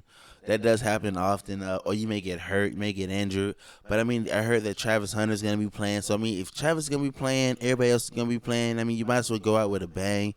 You already know the Cam Ward. Cam Ward is finna. I seen a video of him. He's saying he's finna be throwing that thing. So I can see him throwing for 300-400 yards. Shiloh, I can see him probably getting an interception. Travis Hunter, he finna ball out, throw for over 200-300 yards. This is just gonna be a great game. I mean, Colorado has really turned it around. Deion Sanders really did his thing. I mean, I'm still mad that he did leave Jackson State University, even though, yes, if you check out Jackson University, they did win. I think the SWAC. I don't know if they're doing it. SWAC it up. The SWAC Bowl. I think they did win the SWAC. It's December 28th at 6:30 at the Alamo Dome. Hey, definitely get your tickets. Definitely need to check that out. That would be the last time. I mean, you ever see something like this? Deion Sanders coaching both his sons on the same team. He's doing the whole LeBron James thing, isn't he? LeBron James. Do you think Deion's gonna leave and go? Whoa. What? Lower level tickets are $310. $310? Yeah. Is that a good seat? Lower level? Yeah. Hey. Like nosebleeds are 100. Sold out. 3-something. 3-something too? 1,000. What? No, why nosebleeds 1,000? Is that other way around? 300. I thought I saw some just for like 86. Tickets going fast. As soon as going crazy. What is going on? They getting sold out quick. I told you, man. 188. 174. Exactly. People going crazy for these tickets. This is the last time you ever gonna see them. Yeah, way up on in the end zone. Mm-hmm. It's like $85 to $100. That's crazy. Hey man, it's gonna be $100 for nosebleeds. It's as long as you're not behind the pole. Because you gotta, you're probably gonna pay fees. So even if you get the cheapest ticket, so it's $85 plus the fees and stuff, you're probably paying over $100 a ticket. Pretty much. That's crazy, man. I wanted to go. I was gonna have the podcast get us tickets. What is this? This is trash. The script's chalked. Script's chalked. I figured get decent seats for $80-$100, not nosebleeds. Hey, I don't know if it's worth it now. Might as well have to go to another Spurs game. Yeah, Spurs tickets are cheap. Exactly. But y'all comment down below. Do y'all feel like Shedeur is gonna be a Raider? Is he gonna be a New York Giant? Well, what is that right there? $85. For what? What seat? Section 322. Let me see what that is. The nosebleed also? Oh, that was nosebleed. That's not where I clicked. Exactly. But yeah, like I said, comment down below how you feel about this whole situation. But moving on to more college news. Oh, okay. Moving on to more college news, man. We got the Heisman race, man. 2024 Heisman Trophy finalist Dylan Gabriel from Oregon. We got Travis Hunter from Colorado. Ashton Jeanty for Boise State. Cam Ward from the U. If you don't know, man, I got a little highlight video right here. You're going to see about the Heisman. You're going to see them about why, basically, them Heisman finalists, things that people got to say about them so you can be introduced to them. Then we're going to come back and let you know some more information about the Heisman finalists. The Heisman, more than a trophy. Gabriel's going to do it himself. Dylan Gabriel with a slide. The first down And the Ducks are going to quack their way to the Big Ten championship. It's short. Didn't Dylan Bo Nix play Gabriel for the Ducks? in this game was Who did he play for in always a college? step ahead. He killed that secondary. Dylan Gabriel, every single Saturday, he has all the answers, man. Any situation, he's such a good decision maker. He's mobile. Biggest spot of his career. Yeah, or no problem. Balled out. Yes, sir. You can make a very good case. I would make this case. Colorado should have 2 guys in the top 5 right now. A difference maker on both sides of the ball. Don't test him. 12's going to be on the ballot, but don't forget about Shedeur Sanders, one of the best quarterbacks in the country.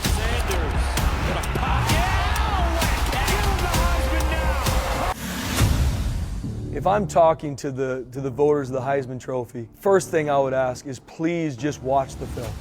Watch who he's played week in and week out. Never missed a game, battles through injuries, and continues to put up big-time numbers against every single person we play, and led his team to a championship game, and then led his team to win a championship game, the 3 seed in the college football playoff, and then also for the Heisman voters, a young man that impacts this game for generations to come, a young man that had opportunities to leave, didn't, stayed at Boise State, stayed here because he wanted to be a part of something different, leave a legacy, do something with his team that's never been done, what his mentality is, and how he cares about others first. He's humble, he's hungry, he's the best football player in the country, and I believe he's deserving of winning the Heisman Trophy. Cam Ward is what we think he can be a quarterback, they may have the best one in the ACC. His confidence, his swagger. Cam Ward is a good football That's player. who Seth thinks the Giants should get. Yep. Over Sanders. I don't know about that. I like you a lot better. Try to get his plane. Cam Ward's having himself a day. Hey. Teach him a lesson. I've been cool and got paper.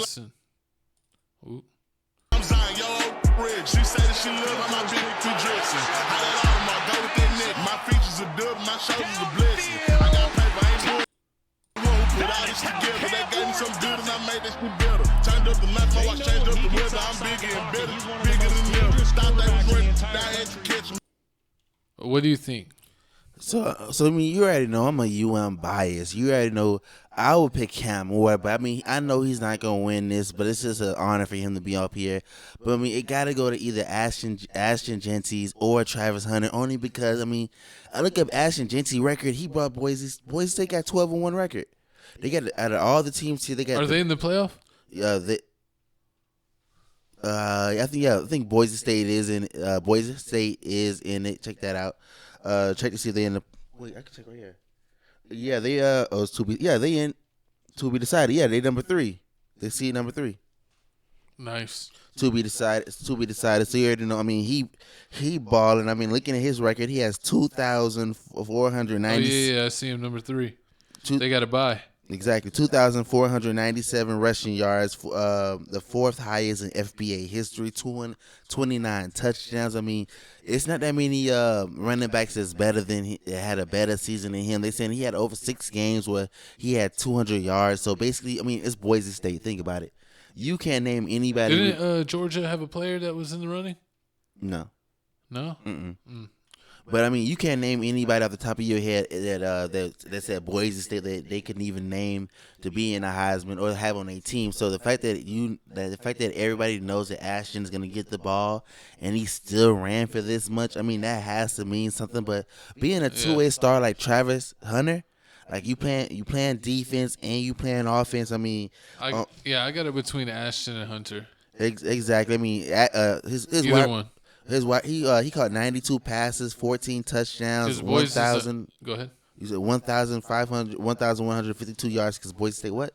Let's say that they're always an underdog.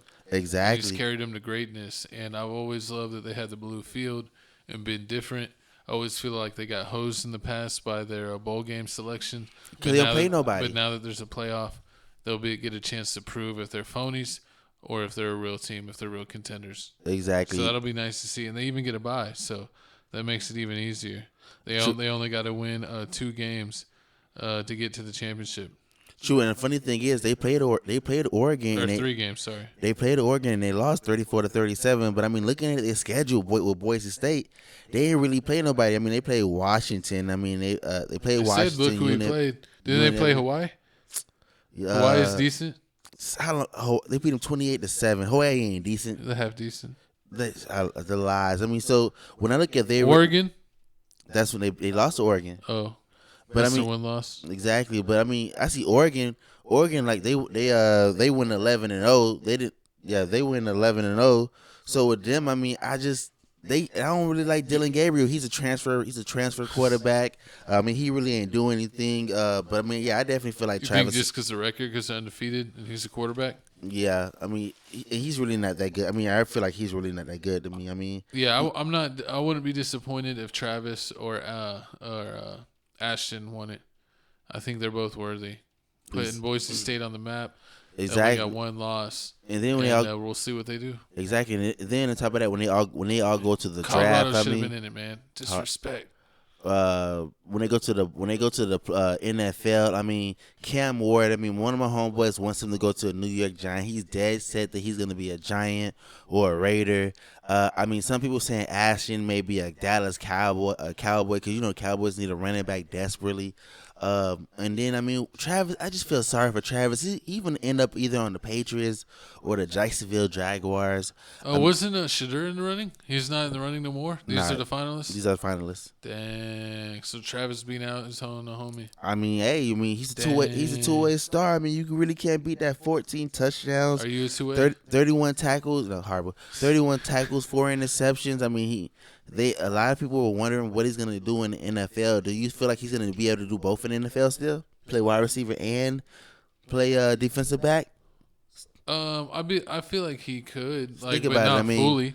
think I about feel like he could play offense as a receiver and play that pretty much every series because they sub in and out. Like receivers don't play every play. So you mean he's gonna bring us on screen here? So he's gonna guard George Pickens, and then once that's over, he's gonna guard. No, I feel like he can take series off on defense. Like his main priority could be receiver, and then like every other series, or they could save him for a situational. Like say they've done okay for the first 2 series, maybe they got field goals, but maybe they're getting in the red zone and like we don't want them to score a touchdown. But maybe on this drive we put Travis in on defense. So it could be like situational. Like they use him on certain drives. Like when the games like come down to the nitty gritty, he could play both ways. But like on maybe, especially on the first defensive possession of the game, he's probably not playing it. True. Maybe like the second, third, or fourth. He could do that sparingly. And he could also even take off snaps on offense. True. If maybe they have a bunch of injuries on defense, it could be like, all right, maybe I'm going to play, like 5 series on defense and only 2 or 3 on offense this game. True. And because they both rotate in and out on offense and defense, so he would have a chance. So I mean, I think that's a position where he could easily do that. That's a position he can easily do that on. But y'all comment down below how y'all feel about these Heisman finalists. Who do you feel like is gonna win, and where do you feel like these people finna go when they go to the NFL? I mean, I gotta say, this is one of the best college football seasons that I've seen in a while. I gotta admit. Where's Travis Hunter going? Is he gonna be a top 5 pick? Or He's gonna be Jacksonville Jaguars or the. He's gonna be what is Jacksonville? 1? Jacksonville's gonna be either 3 or 4. He's gonna hit them and the Patriots. Oh man, I hope not. I hope not, Travis. I hope not. I mean, that's what happens when you're one of the best. Go to the Giants. If they don't get your bro, go to the Giants. Giants need a quarterback. They don't need a wide receiver. They going Cam. I'm sorry. Has to be sacrificed. A crappy team. Exactly. That's how it goes, bro. It's gonna suck. But y'all comment down below how y'all feel about this whole Heisman finalist. But moving on to more sports news, man. Looks like WNBA expansion. We've been talking about them. We've been hyping them up, and they are finally here. Exactly. Man. Who are they co-hosts? Man, the expansion draft has finally happened, man. It looks like here WNBA officially has a team. It shows here that their first game is going to be on May 16th versus the Sparks. But we got a video right here basically talking about the expansion draft. the Valkyries, the Golden State Valkyries. We got a video right here basically talking about the expansion draft. Is that the way their name is, Golden State? Yeah, it's Golden State Valkyries. Okay, yeah. Just like the war. Yeah, because they're like the WA affiliate, kind of. Exactly. Then also we got another video of the new team, the Tempos, that allegedly got leaked. The Tempos? For what city? Toronto. Oh, nice. To build a team from scratch is probably the greatest honor that I will ever have. As a coach, I can be very intentional. It's just not about bringing in the top athletes. It's about bringing in a great person who has high character, who's going to impact our community, and who's going to be really, really connected with our fan base. We have a blank canvas. Each individual athlete has the opportunity, once they put on a Valkyrie's uniform, to leave their mark. Go to Stacy. From the Atlanta Dream, the Golden State Valkyries select Ileana Rupert. From the Chicago Sky, Maria Conde. From the Connecticut Sun, Veronica Burton. From the Dallas Wings, Carla Lade. From the Indiana Fever, Timmy Fogg-Benlay. From the Las Vegas Aces, Kate Martin. From the Los Angeles Sparks, Stephanie Talbot. And from the Minnesota Lynx, Cecilia Zandalicini. From the New York Liberty, Kayla Thorpe. From the Phoenix Mercury, Monique Dillon. From the Washington Mystics, Julie Van Leeuwen. It's just one goal. The goal is to win. What?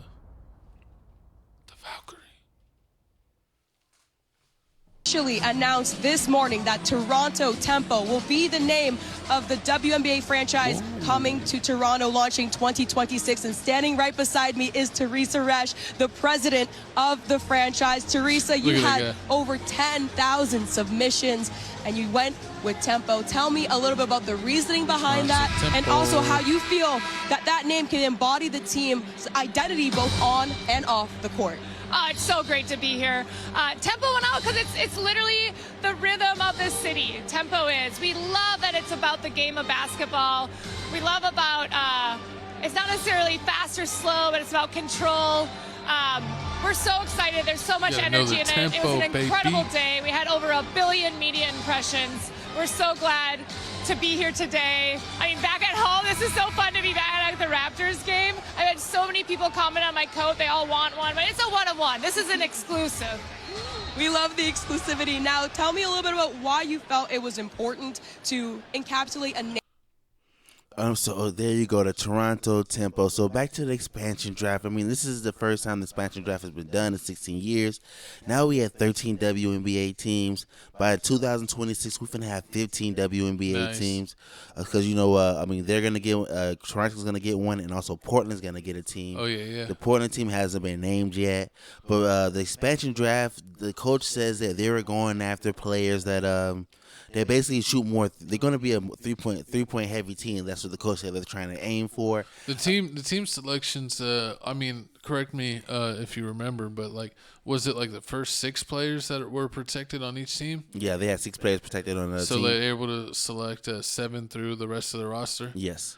I mean, I feel like they had some good bench players that were on some different teams, but I don't feel like I recognize a lot of these names. I feel like they selected a lot of European, lot of people even further down on the bench, and because I was looking at some of the stats of the players they selected, and they were a lot of the players were only averaging 2 or 3 points a game, and I'm like, why don't you get someone that was a little more solidified, that was averaging 7 or 10 points a game, that was a good bench player that could maybe thrive in a bigger role. So some of these selections were a little confusing to me, but correct me if I'm wrong down below. I'm not a WNBA guru yet, so if you are, put your own opinion down in the comment section and let us know what you think of the Golden State Valkyries picks with this expansion draft. I mean, I could feel like they could have got Erica Wheeler. There's a lot of other people they could have got in this whole expansion draft situation. But the team said they're trying to be they want to win now, And I mean, a lot of these players shoot over 31% from the 3-point line. So I mean, that is pretty good. I think the average is around 34, 35. And they didn't take anyone from the Seattle Storm, Yeah, which is crazy because Seattle I think has Gabby Williams, but I don't know if she's was one of their protected players. I bet she was. So. But you already know the whole situation is going on in Seattle right now with the Mystics, with the whole Skylar Diggins situation. How they're saying she's a mean person, and she and her they had a whole investigation going on with the whole Seattle team. So I mean, I understand why you wouldn't want to pick anybody from that bunch, because I mean, if one bad bunch will ruin the whole thing. So you don't want to bring any of that toxicity into your group. Yep. So that's why you didn't want to mess with anybody on the Mystics, because I mean that situation is crazy. Because I mean they're saying like Skylar Diggins is a bully. She be cussing people out. She be treating people like she Michael Jordan and Kobe.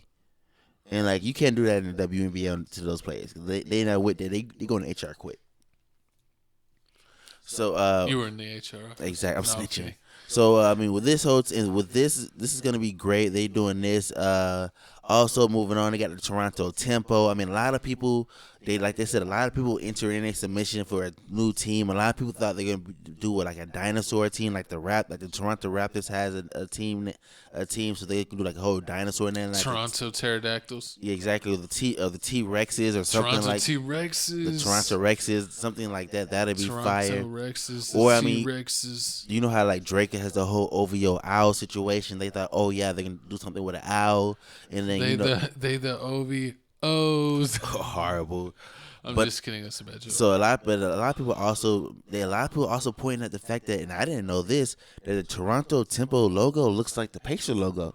Yes, it does, sir. So I mean, the old Pacer logo. It's Reggie Miller Pacer P. Exactly. So I mean, this is just. But it's a Toronto T. Some people saying like this is an L for the WNBA, because I mean like they could have picked up something a lot better than this.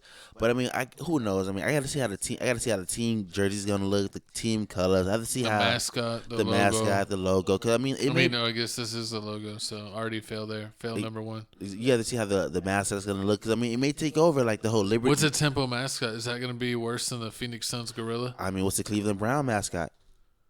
A leprechaun? Yes. Or the dog. Oh no, that's like the fandom, right? Exactly. It's crazy. I mean, you don't know. Or what's San Antonio Spurs? The Coyote. Oh yeah, I forgot the year's Coyote. How you get? I guess so.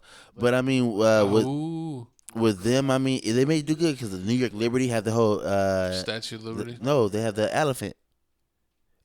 Elfie? Oh, the elephant. Yeah, the elephant's crazy. I mean, everybody loves the elephant. It has its own Instagram page. You love the elephant? They love the elephant. The elefante. Exactly. But y'all comment down below. You got to comment Did down the below. Golden State Valkyrie get it right? Did they pick the right people? How many games you feel like they gonna win? Once again, May 16th, the first game they gonna be playing. They playing the Sparks, so they gonna be playing Cameron Brinks. You know she gonna be back. Ooh, I like Rakia Jackson, she gonna be playing. Wow. So I mean, I think what's the name on No Chill Gill?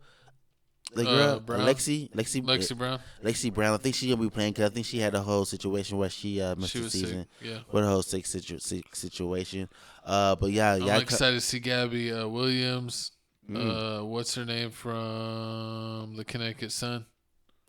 DJ Dejanay Carrington. Yeah. Shout out Carrington. Mm-hmm. Angel Reese. Your favorite Brittany Griner. Oh, you're dunking on people. I'm ready. Oh, I'm ready to see Paige Becker, see what she doing in these streets, man. What's she? What's the girl's name from the Aces? Not Kelsey Plum, but is it AJ Wilson? Asia Wilson, yeah. Yeah, Asia Wilson. Yeah, not AJ. Mm-hmm. Asia Wilson. Or Gray, Kelsey Gray. Kelsey Plum. Kelsey Plum or Gray? Plum. No, the other one, the one that Chelsea Gray, the one that got injured, and then everybody got mad with the Olympic situation because of Caitlin Clark, and she. They're like, and then she looked all trash in the playoffs. Exactly. They should have Angel Reese on that team. What? She hurt herself. The real GOAT. Horrible, but she's the Dennis Rodman of this generation. I guess so. But once again, comment down below how you feel about the situation. Now it's moving on to more NBA news, man. We talking about records. They break in records. We had Chris Paul become number 2 all time in assists. And we had Luka. How you get it with Luka? become number 7 in triple doubles in all time, and he's like only 25, 26. He sound like a past Westbrook. He gonna quit NBA before you even get that close. No. Yes. No. If he gets a couple chips, then maybe. I can see a couple. But it's chips. crazy to be already top 10 like halfway through your career, if that. That's overworking. You're being overworked. That's all the seasons. I don't think he's not having to do that this season. He's got Chris Paul. Not Chris Paul. What am I talking about? That's Kyrie Irving. That's what I'm surprised he got. DJ. That's what I'm surprised he got this high. He passed Wilt. Wilt the still. So I wonder what other people that are ahead of him. I already know. Jason Kidd is right in front of him at 6, and I think he has like a handful amount. I don't know if it's like 30 or 50, and then I'll pass this. I wonder if Jason Kidd picking at him about that every time. Like, I'm still the leader. Might take you a few more seasons. Exactly, and then speaking of a few more seasons, man, Chris Paul, man, second all time in assists. Is that crazy that the top 2 assist leaders of all time, him and John Stockton, excuse me, were players that played like 40 years and they were really good, but they never led a team to a championship? I mean, Chris Paul would have won a championship. It's like they're both like super assist guys, but they didn't win. At the end of the day, they won, but they didn't win. You know what I mean? Chris Paul, he would have won one if they would have let him go to the Lakers. Everybody know that for a fact. That was funny that was blocked. Exactly, but now y'all want to let Jimmy Butler join the Golden State Warriors? What kind of cheat? No, I seen Jimmy Butler and the Mavericks trying to sign him. What? Really? We'll trade Clay and Kleba. Y'all giving up on Clay already? Yeah, Clay and Kleba. We'll give you give us Jimmy. All right, well, I mean, we'll give you Clay, Kleba, and Hardy. That's disrespectful. No, Clay, Kleba, and Grimes. You can take Grimes. Yeah, I can't have that at all, man. Clay, Kleba, and Grimes. That's not good enough? Nah, Clay, Kleba, and Grimes? Disrespectful. You get a star in return and 2 good role players? Back to Chris Paul, man. Chris Paul's legacy is amazing. I mean, what's your favorite Chris Paul? I mean, it has to be Chris Paul with the Clippers, Chris Paul with the Warriors. Chris Paul with the Rockets. He was probably the coolest with the Clippers because he was having like super Lob City. But in the Hornets, I think it was his actual coolest because he had Lob City with Tyson Chandler. Yep. And he had great pick and pop and pick and roll, even if it wasn't a dunk with David West. Mm-hmm. And that was kind of like his Karl Malone, excuse me. You know what I'm talking about. Yes. But, I don't know. Yeah, I feel that, but I mean, only knock I got up against Chris Paul is everybody talk about how amazing of a player he is, but he a snitch. Like, and like the whole when it was in the bubble, there was like Chris Paul was the one that was made up the 1-800 snitch line. Oh yeah, and I liked on the Hornets. Was it the Hornets? Yeah, the New Orleans Hornets. The Hornets, yeah. Yeah, that like he was way more aggressive on offense. He was still semi-aggressive on the Clippers, but it even went further down on the Rockets because that was James Harden's team. But True. What were you saying? But true. That was James Harden. Yeah, that was James Harden's team. That was James Harden's team. But then he got injured, and then that's another thing I don't like about Chris Paul. Like he got injured. He always gets injured in the moments you need him the most. Injury prone right before playoffs or during playoffs. Exactly. That's what he would have. He lost it on the Suns. Remember, you even forgotten that he was on the Suns team with Devin Booker and Michael Bridges and DeAndre Ayton. That went to the finals and lost. He lost it on the Suns. He lost it on the Rockets. I mean, they missed all those threes in a row, and he pulled a hamstring. Exactly. The Rockets would have beat the Warriors. I still feel like that. And then he lost his chance when he would have played with the Lakers and been on Kobe Bryant's team. But I honestly still feel like his whole legacy is not over with yet. They got him in San Antonio. He's not gonna win. So what? His goal is gonna be like get the Spurs in the play-in. Great season. Nah, it's for basically an all-time bet. We made the play-in. I mean, it's nothing. I mean, basically, which normally means we wouldn't have made it. Normally, I feel like his whole San Antonio career is gonna be like his whole assist stat pattern season. Like he's gonna just do a whole bunch of assists. And training Wemby to be better and better. Yeah, just training Wemby at his shot because you see Wemby's like being more aggressive at shooting threes. Teach him how to be a big man and where to be and what spots to attack. Exactly, he's doing that. I mean, that's what he's gonna be doing now. But I feel I like can see him being a coach when he retires. I can see him ending up on the Lakers. Before he retired, trading for Gabe Vincent. Oh God, Gabe Vincent and then bring Melo out of retirement. Then bring Dwayne Wade out of retirement. I do not want that old man team. No. And then what? And then we're trying to win. You know who else I need to bring out of retirement? Mark Sotomayor? No, Mike Miller. Oh Lord, he's back to stay hurting. And was Shane Battier. What kind of bring them all back? Just Rashard Lewis, where you at? Ray Allen, where you at? Disrespectful. All shooters. Comment down below how you feel about Chris Paul being second all-time in assists, and are you also surprised about Luka being 7th all-time already in triple doubles? I gotta see what Joker at in triple doubles because he be getting it too. He's already top 5. He's like 3 or 4. Damn. Yeah, he's up there. You know, multi-time MVP. He's definitely up there. But let's jump into the loaded West. Let's talk about what's going on. The picture to the left was taken right before tonight, so it's updated a little bit. But basically saying that the Mavs and the Grizzlies were both doing bad. And then as of November 19th, and now if you look at today, as of December 11th, that they are on top. At the time, Memphis was the 2nd and Dallas was the 3rd seed on the 10th. But on the 9th. But then as of the 10th, they ended up losing to OKC in that one tournament game. So now they are behind the Rockets. So 6 seed? No, they're the 4. Oh, they're half game behind the Rockets. Oh, it's updated? Yeah. Okay. I updated this picture right before the show.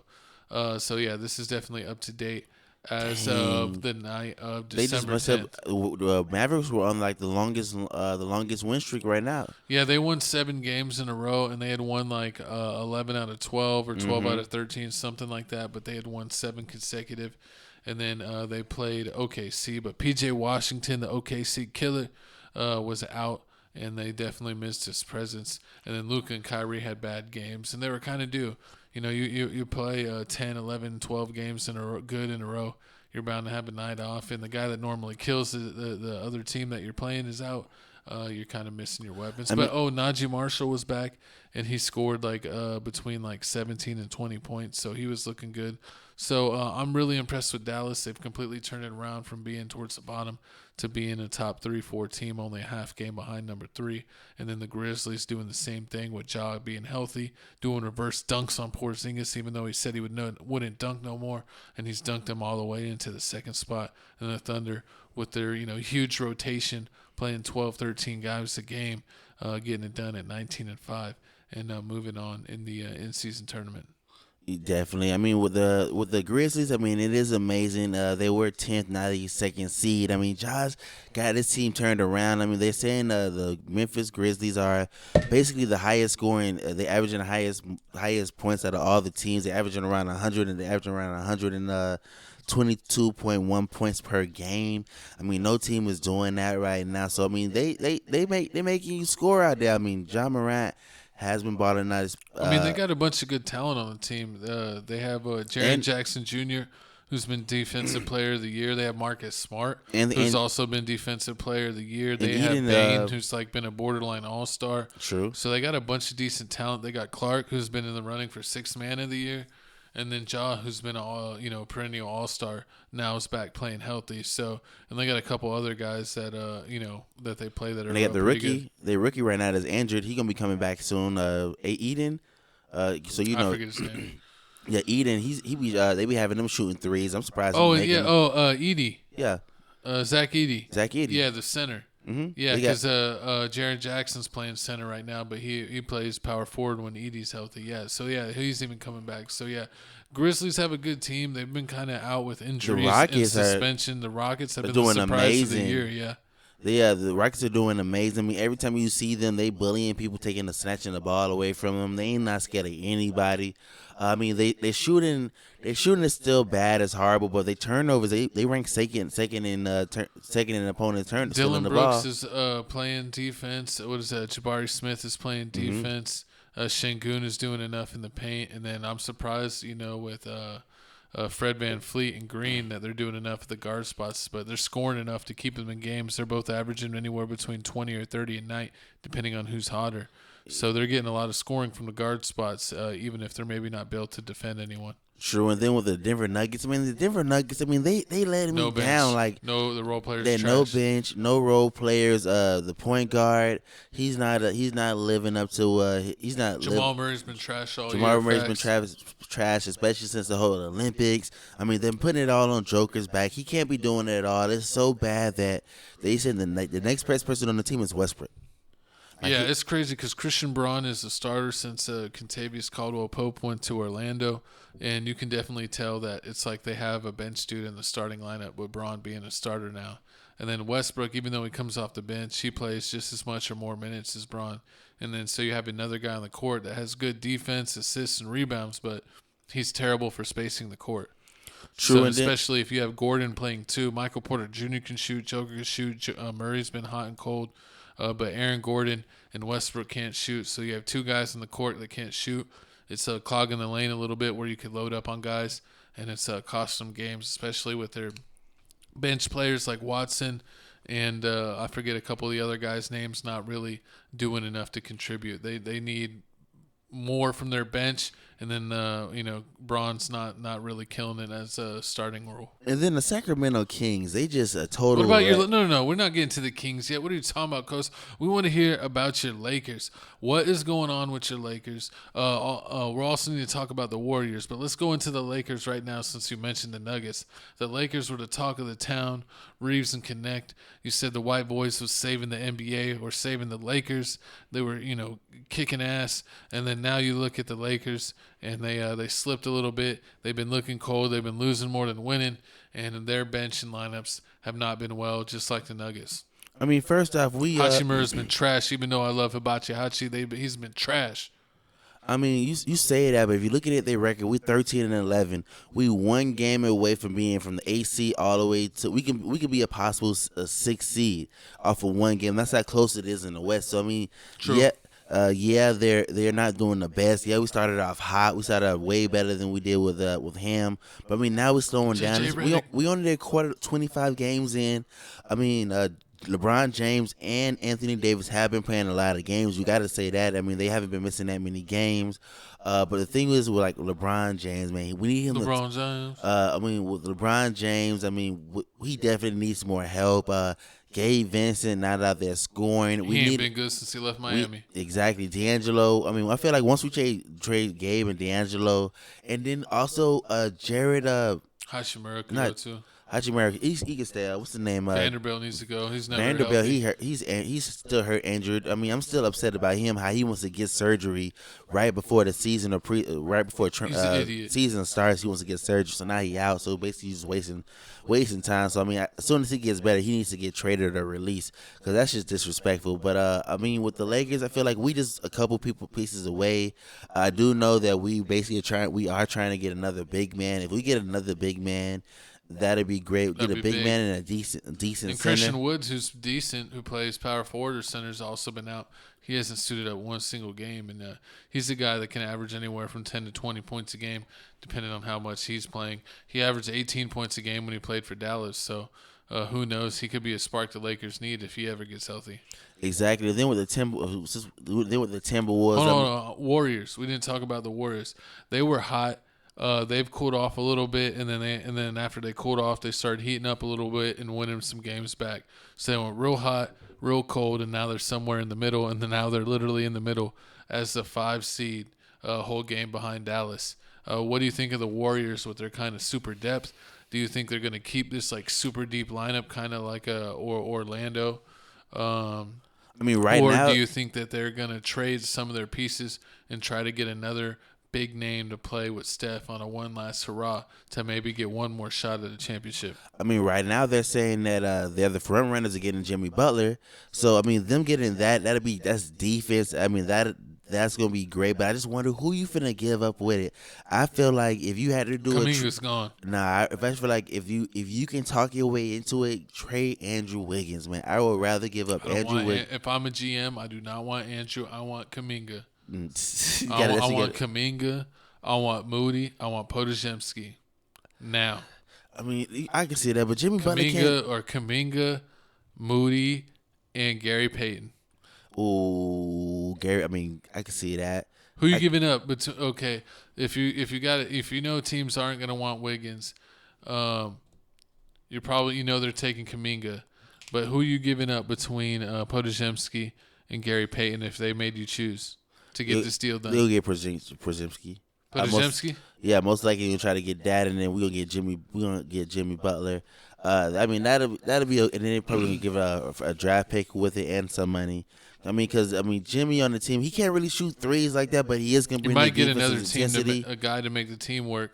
You're not getting Tyler Hero, but you might get Jovic. You get what is it, Is it Marquez? No, or Jaquez? Jaquez? Yeah, I think his name, or Duncan Robinson maybe. Oh, Duncan Robinson has back problems. Ooh, but he can hit the tree. He's like the Steve Novak of this generation. They definitely not getting Tyler, but Tyler Hero and Kuminga on the same team. I mean, that could be something. That's gonna be a lot of high intensity. A lot of energy, a lot of threes, a lot of energy, a lot of threes. You got Bam Adebayo. That's Bam gonna be running dope. the court too. So I would do that if I was the Heat. Draymond Green has been, Moody, give Moody a bigger role. True, Draymond Green has been doing better. I mean, I have seen him shoot a lot more threes. He's more aggressive. So I mean, that's how I feel about the Warriors. Of a revival for Draymond. Clay's been doing mediocre in Dallas. He had a big game tonight, even though they lost. But he's kind of up and down with the shooting. But the thing with Dallas is he's really the fourth or fifth option. He could really PJ's really a better option than him. So he's like the fourth option. So we really don't need him to score 18 to 25 like he did for the Warriors. Him scoring 10 to 15 is perfectly fine. He had 20 or 20 something tonight. So we'll see what Clay averages. I think he'll be around 15 points a game. But that'll be perfect. I mean, we really don't need more than that because Derrick Jones Jr., who went to the Clippers, who's playing decent. We love Derrick Jones Jr. and miss him, but he's only averaged 7 points a game. So that's an upgrade. Your fourth or fifth option, basically your fourth option averaging 15 points a game is pretty good. Definitely, it is definitely pretty good. But I mean, that's with the West. Now we got to move on. Oh, what do you think? Oh, one last thing. The Suns, we know about them always being injury and not playing guys. What do you think? Last thing about the Spurs and the Kings. Do you think the Kings are fools for paying DeRozan? I called it and said it wasn't going to work, and it looks like I'm right. Do you think the Kings are going to turn it around? Do you think the Spurs are going to make the play-in? And if the Spurs make the play-in, out of the teams above 1 through 10, what's the team that's not making the play-in? Is it going to be the T-Wolves, Suns? Maybe the Clippers will fall, the Nuggets? Of course, if an injury happens, but I'm saying barring no injury, who's dropping out if the Spurs make it in? I think, the Spurs make it in. So, I mean, the Spurs make it in is definitely either going to be the Nuggets or the Kings. The Nuggets not even make the play-in? Nuggets not making it. I think it's gonna because you depending on Joker. You depending on Joker too much. So I mean, I can definitely wear him down. Maybe he gets injured. You're gonna wear him down. Maybe get injured or get tired. So I can definitely see that happening. Especially if the Spurs get in. But I really don't think the Spurs are gonna get in because I mean they depend too heavily on Victor Wembanyama to do everything. He's scoring all the points. If he Victor. It's him or Frank. Was it not Castle? Frank Castle. It's what's his name? Vassell. He's the next best scorer on the team. Johnson too. Johnson They shunned him. He went from an 18-point a game all-star to averaging 12 points a game. I can see him getting traded. Dallas should trade for him. I would. Oh my God! If we were able to trade Kleba for Johnson straight up, I would do it in a heartbeat because he could play power forward and he could play defense and shoot threes. He's like a backup PJ Washington. Oh my God! Crown us the champions. Jason Tatum ain't scoring. Jaylen Brown, you're not that guy. Gal. He's a gal pal. We're shutting you down. This is for the disrespect you did to Bronny because we love Bronny around here. All right, and then you ready to talk about the East? Oh, what do you think? Do you think about the Kings and DeMar DeRozan? They have 3 All-Stars on the team, and they're a 12th seed. What do you think about the Kings before we move on? I mean, the Kings. I just feel like they don't know who's gonna with them. They still got to mesh together. It's still not looking right with all of them. I feel like they already do the same thing. They have 12 wins, so they're literally 1 win behind the 8th seed, even though they're 12. So they could jump up, a handful of spots. It's in the West, it's so tough. You go on a 3-game losing streak, you can jump 7 spots in the standings. Oh, and I feel like Keegan Murray's trash. He's not giving you. Keegan Murray's not growing like you thought. He's not giving not them reaching anything his potential at all. He's not even at the. I think be Miles Porter to be on his level. Give you a nice They said he was going to be a Klay Thompson, a defense guy that shot threes. Because he, in his best season, he averaged 18 points a game. Yeah, he ain't. They were thinking nothing. He was going to average between 22 and 25 and play lockdown D and be a wannabe Klay Thompson. But yeah, he seems like he's regressed. Yeah, 100%. They're not giving. He's not giving them anything. He's not giving them rebounds or assists. Sometimes he's barely giving them any points. I've seen it. Some games he only has like 8 points. He's barely out there trying. I think that Sacramento's having the same problem that Denver's having with the spacing. Because I think you add DeMar to a team, you add another all-star level player, but DeMar doesn't really shoot threes. He doesn't really like to take them, and he doesn't make them at that high of a percentage. He's either at barely league, at close to being league at average, or like down below. Mm-hmm. And I think with him not shooting that well and De'Aaron Fox being a mediocre three-point shooter, like like you said, who were we just talking about? Who, De'Aaron Fox? No, the shooting guard. King Murray, that he hasn't been having the year, and then Sabonis I don't think has been shooting the three as much this year, that they're just not having the spacing, and it's killing them. It's killing them not having the spacing because they have like 2 to 3 guys on the court at a time that can't shoot threes, so teams could just pack the paint and they're turning into Brick City. Definitely. But the Eastern Conference is really not important. The West is so cool. I mean, honestly, battle 1 through 12 is so tight. You look like number 12 has 12 wins, and number 3 has 16. So it's literally 4-game swing. You could go from 12 all the way up to 3. That's how tight the West is. It is super tight. So keep it tight. Horrible. But, that's why we love the West. The West is a real conference. The East is trash. There's only like 3-4 good teams, and we'll talk about them in another update. But let's go ahead and jump into... Oh, you don't have the East? No. I thought, oh, wow. We ain't doing the East this episode. I was wondering, that's what I was trying to go to. So, okay. We ain't doing the East. They don't deserve it. MVP leaders. So it looks like here the MVP leaders, we got Joker, Giannis, Luka, Shea Gilchrist, Jason Tatum, Karl Anthony Towns. I think Franz he ain't winning. Wagner, but he just got injured, so he's going to fall. Yeah, he's going to fall up. Anthony Davis, Donovan Mitchell, Victor Wembanyama can climb. I can definitely see that. 12-12. That's already like about half the wins that they got last year. True. And the season's like barely about a quarter way through. True, and I mean, I feel like last year, who did they give the MVP award to? Joel Embiid. I gotta check it. You finally got it right. I gotta check and see who they gave last year's of NBA. Because it wasn't the Joker again, was it? No, it wasn't Joker again. Cause I remember they were trying to see if it will be the Joker. They was like begging for it, but I think they gave it to Embiid. I want to say they gave it to Embiid, but I mean, with this Giannis, if Giannis and the whole Damian Lillard situation, I feel like if they can get that whole situation right, I wouldn't be surprised if Giannis Antetokounmpo wins it. Luka, I really don't see him winning it this year, but especially because he has Kyrie on the team, and Kyrie has been stepping up his game a lot to the point where I don't feel like Luka's gonna be having to do that much if he doesn't have to. And then you got Klay on the team. I mean, every now and then Klay's gonna give you more than his. Oh no, it was the Joker. He won again. It was the year before. He's won 3 out of the last 4 years, the Joker. Oh, Lord. We definitely can't Joel have him again. Embiid won 22-23. Jokic won 23-24. I forgot. Man, he's been killing it, but he's only got 1 championship. Is he underachieving? Nah, I mean. To be MVP 3 out of the last 4 years and only have 1 championship? Look at Lamar Jackson. Yeah, that's because he sucks in the playoffs. He gets exposed because he still can't throw. But that's besides the point. Do you have any other comments? I think Luka could go up, but I think he just has so much help this year that in the years past he was doing it by himself mostly and getting his team, to like a top 6 team. But since he wasn't a top 2 team, they wouldn't give him the MVP, even though he was like the whole team and putting up Wilt Chamberlain like numbers. But now he has so much help this year. I mean, last year he averaged 34 points a game. I think right now he's averaging like 26, but he really doesn't need to score like 28, 30, 32, or 35 to keep them in a game. I mean, with Kyrie averaging 25, you got Klay averaging between 15 and 18. You got PJ averaging between like 12 and 18, depending on the night. And Derek Lively and Gafford each averaging like between 10 and 18 any given night. Like, they're getting a lot of scoring, so they really don't need Luka to do that much. But if he keeps them as a top 2-3 seed, I could see him definitely being a MVP finalist. The Joker. They'll give it to Shea Gilchrist watch. I don't think the Joker's going to stay on top, man. I don't have faith in them. I don't think they're going to be a top 5 team. I think they're going to be a 6 through 12 team.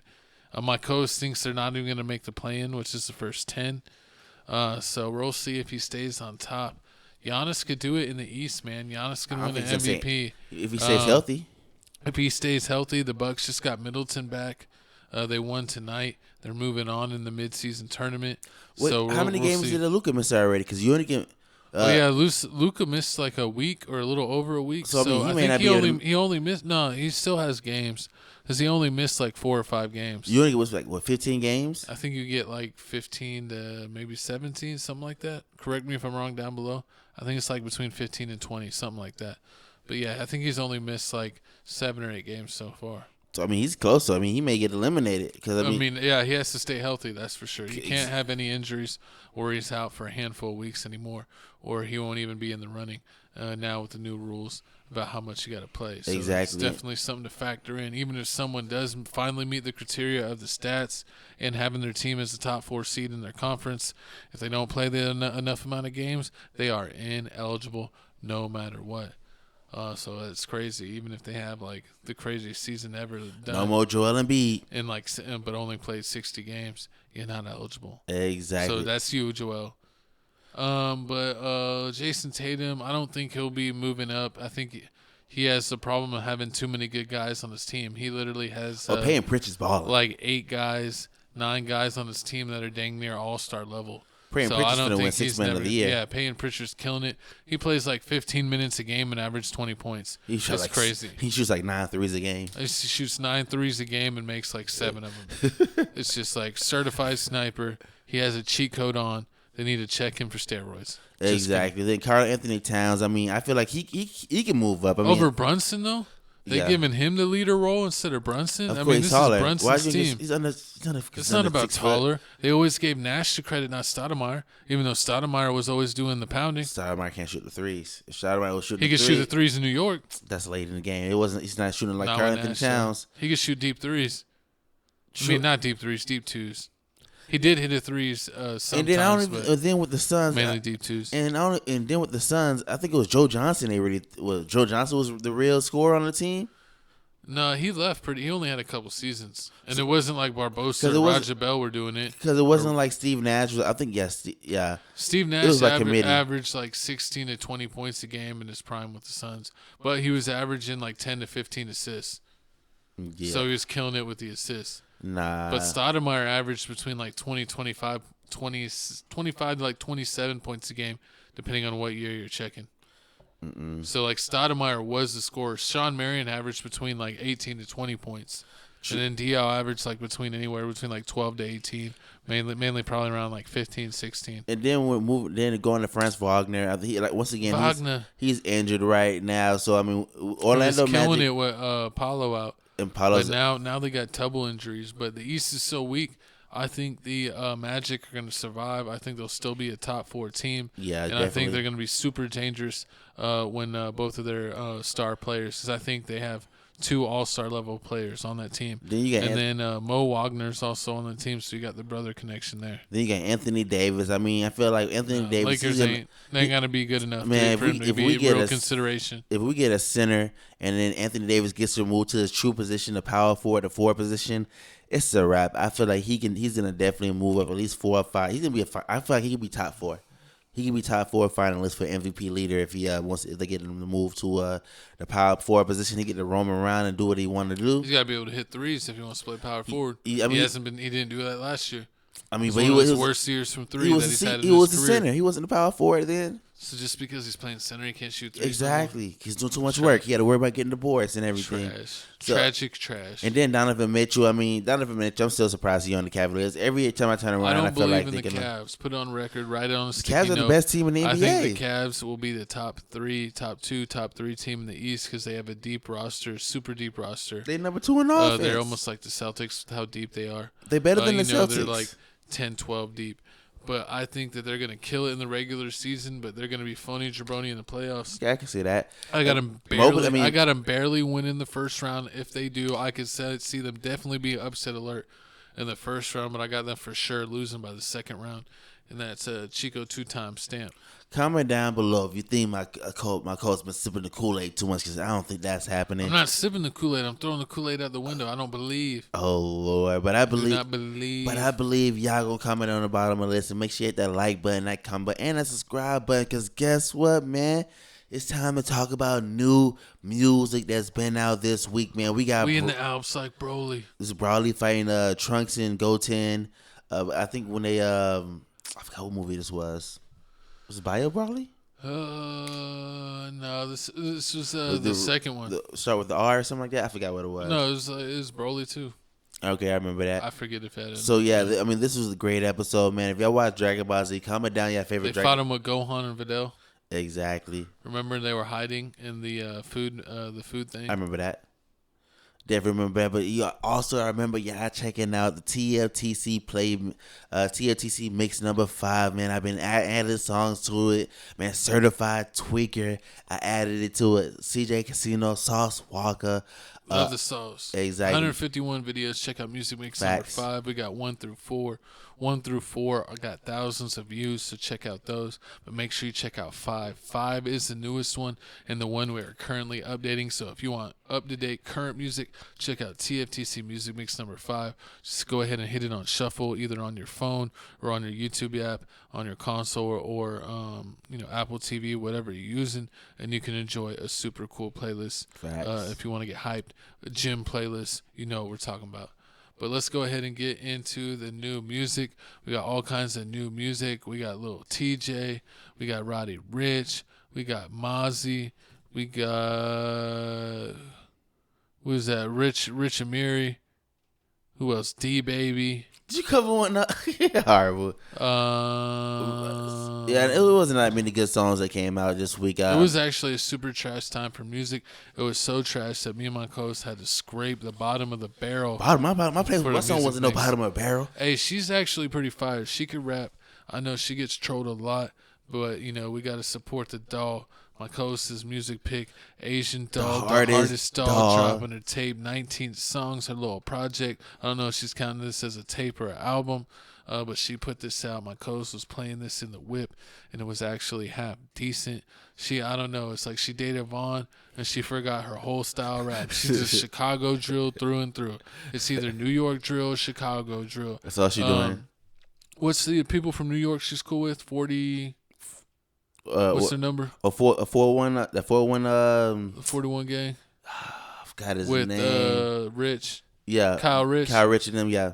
Yeah. Kyle Rich is the name, Kyle Rich. And all them. She's super cool with them. So she sounds like it's either a New York song like their style or a Vaughn song. She loves the Chicago or the New York and Breaking Dicks. God dang, Coach. That's the name of the song. Oh, yeah. That's not cool, girl. Like, that's not what you're looking for. You don't want no girl that's going to break it. Yeah, like, number 5, break that. That's crazy. She's talking about breaking pipes. So, you know what's funny about this whole album? It's called The Hardest Doll. She made this because Cash Doll was like, oh, yeah, I'm done with being the doll and everything. She's changing her name. Doll. So as soon as that happened. Last doll. So since that happened, she made this album called The Hardest Doll. And now this whole album, she doesn't talk about being the last doll at all. Like, it's just a regular album. Like, that's just the name of the album. That's just the name, The Hardest Doll. Because she's just saying she the hardest, and these are my songs. Exactly. I mean, hey, man, she was spitting, man. She actually snapped, man. If people would stop trolling her, she could make music. She could do it. But sometimes she does it to herself in situations that she be in. But, yeah, this is Asian Doll, The Hardest Doll. So make sure you check that out. And then we got my music pick. We got Gucci 2-time, Say It 2-time, Aspiring Chico 2-time, Say It 2-time. But yeah, Gucci Man, Gucci 2-time. I did a throwback pick to one of my favorite mixtapes of all time, Gucci 2-times. I love this mixtape. I believe it's on Apple Music. If not, you can still look it up on live mixtapes or on YouTube. Just have a Gucci 2-time mixtape. Even if you do it on Google search or Ask Siri, I bet they'll find a way where you can listen to this mixtape from back in the day. I loved it. Executive produced by Waka Flocka Flame. You can't beat that. Got beats from Lex Luger, Brick Squad Monopoly. What is it? The Triangle Offense. Dust Till Dawn Entertainment. Love De Niro. Yeah, shout out Love De Niro. I love the DJ Holiday, the Love De Niro, Trapaholics, all of that. that was my era when mixtapes were bigger than CDs. Comment down below when mixtapes releases were bigger than CDs, because CD releases were songs that we already heard. And everyone's like, oh, this is just a tape for the masses. Like, they tested it out on the mixtapes, and now they know the hits. They all on the CD. But I remember that era. That was definitely my favorite, all-time favorite era of music. Now, I got to ask, co-host, do you remember that era of music where people like were more on mixtapes than CDs? Like, I was literally just talking about how like people were more into the CDs. I mean, the mixtapes than CDs, because sometimes the CD would come out and it's like, oh, this is like the best songs off the past 4 mixtapes. Pretty much. And we'd be like, man, if you listen to it on the CD, you're late. The mixtapes is where it at. Like you like that was back before Apple Music, when it was like iTunes, and it's like iTunes don't have half of the music. You got to be on Spinrilla or Dat Piff or live mixtapes back in the day.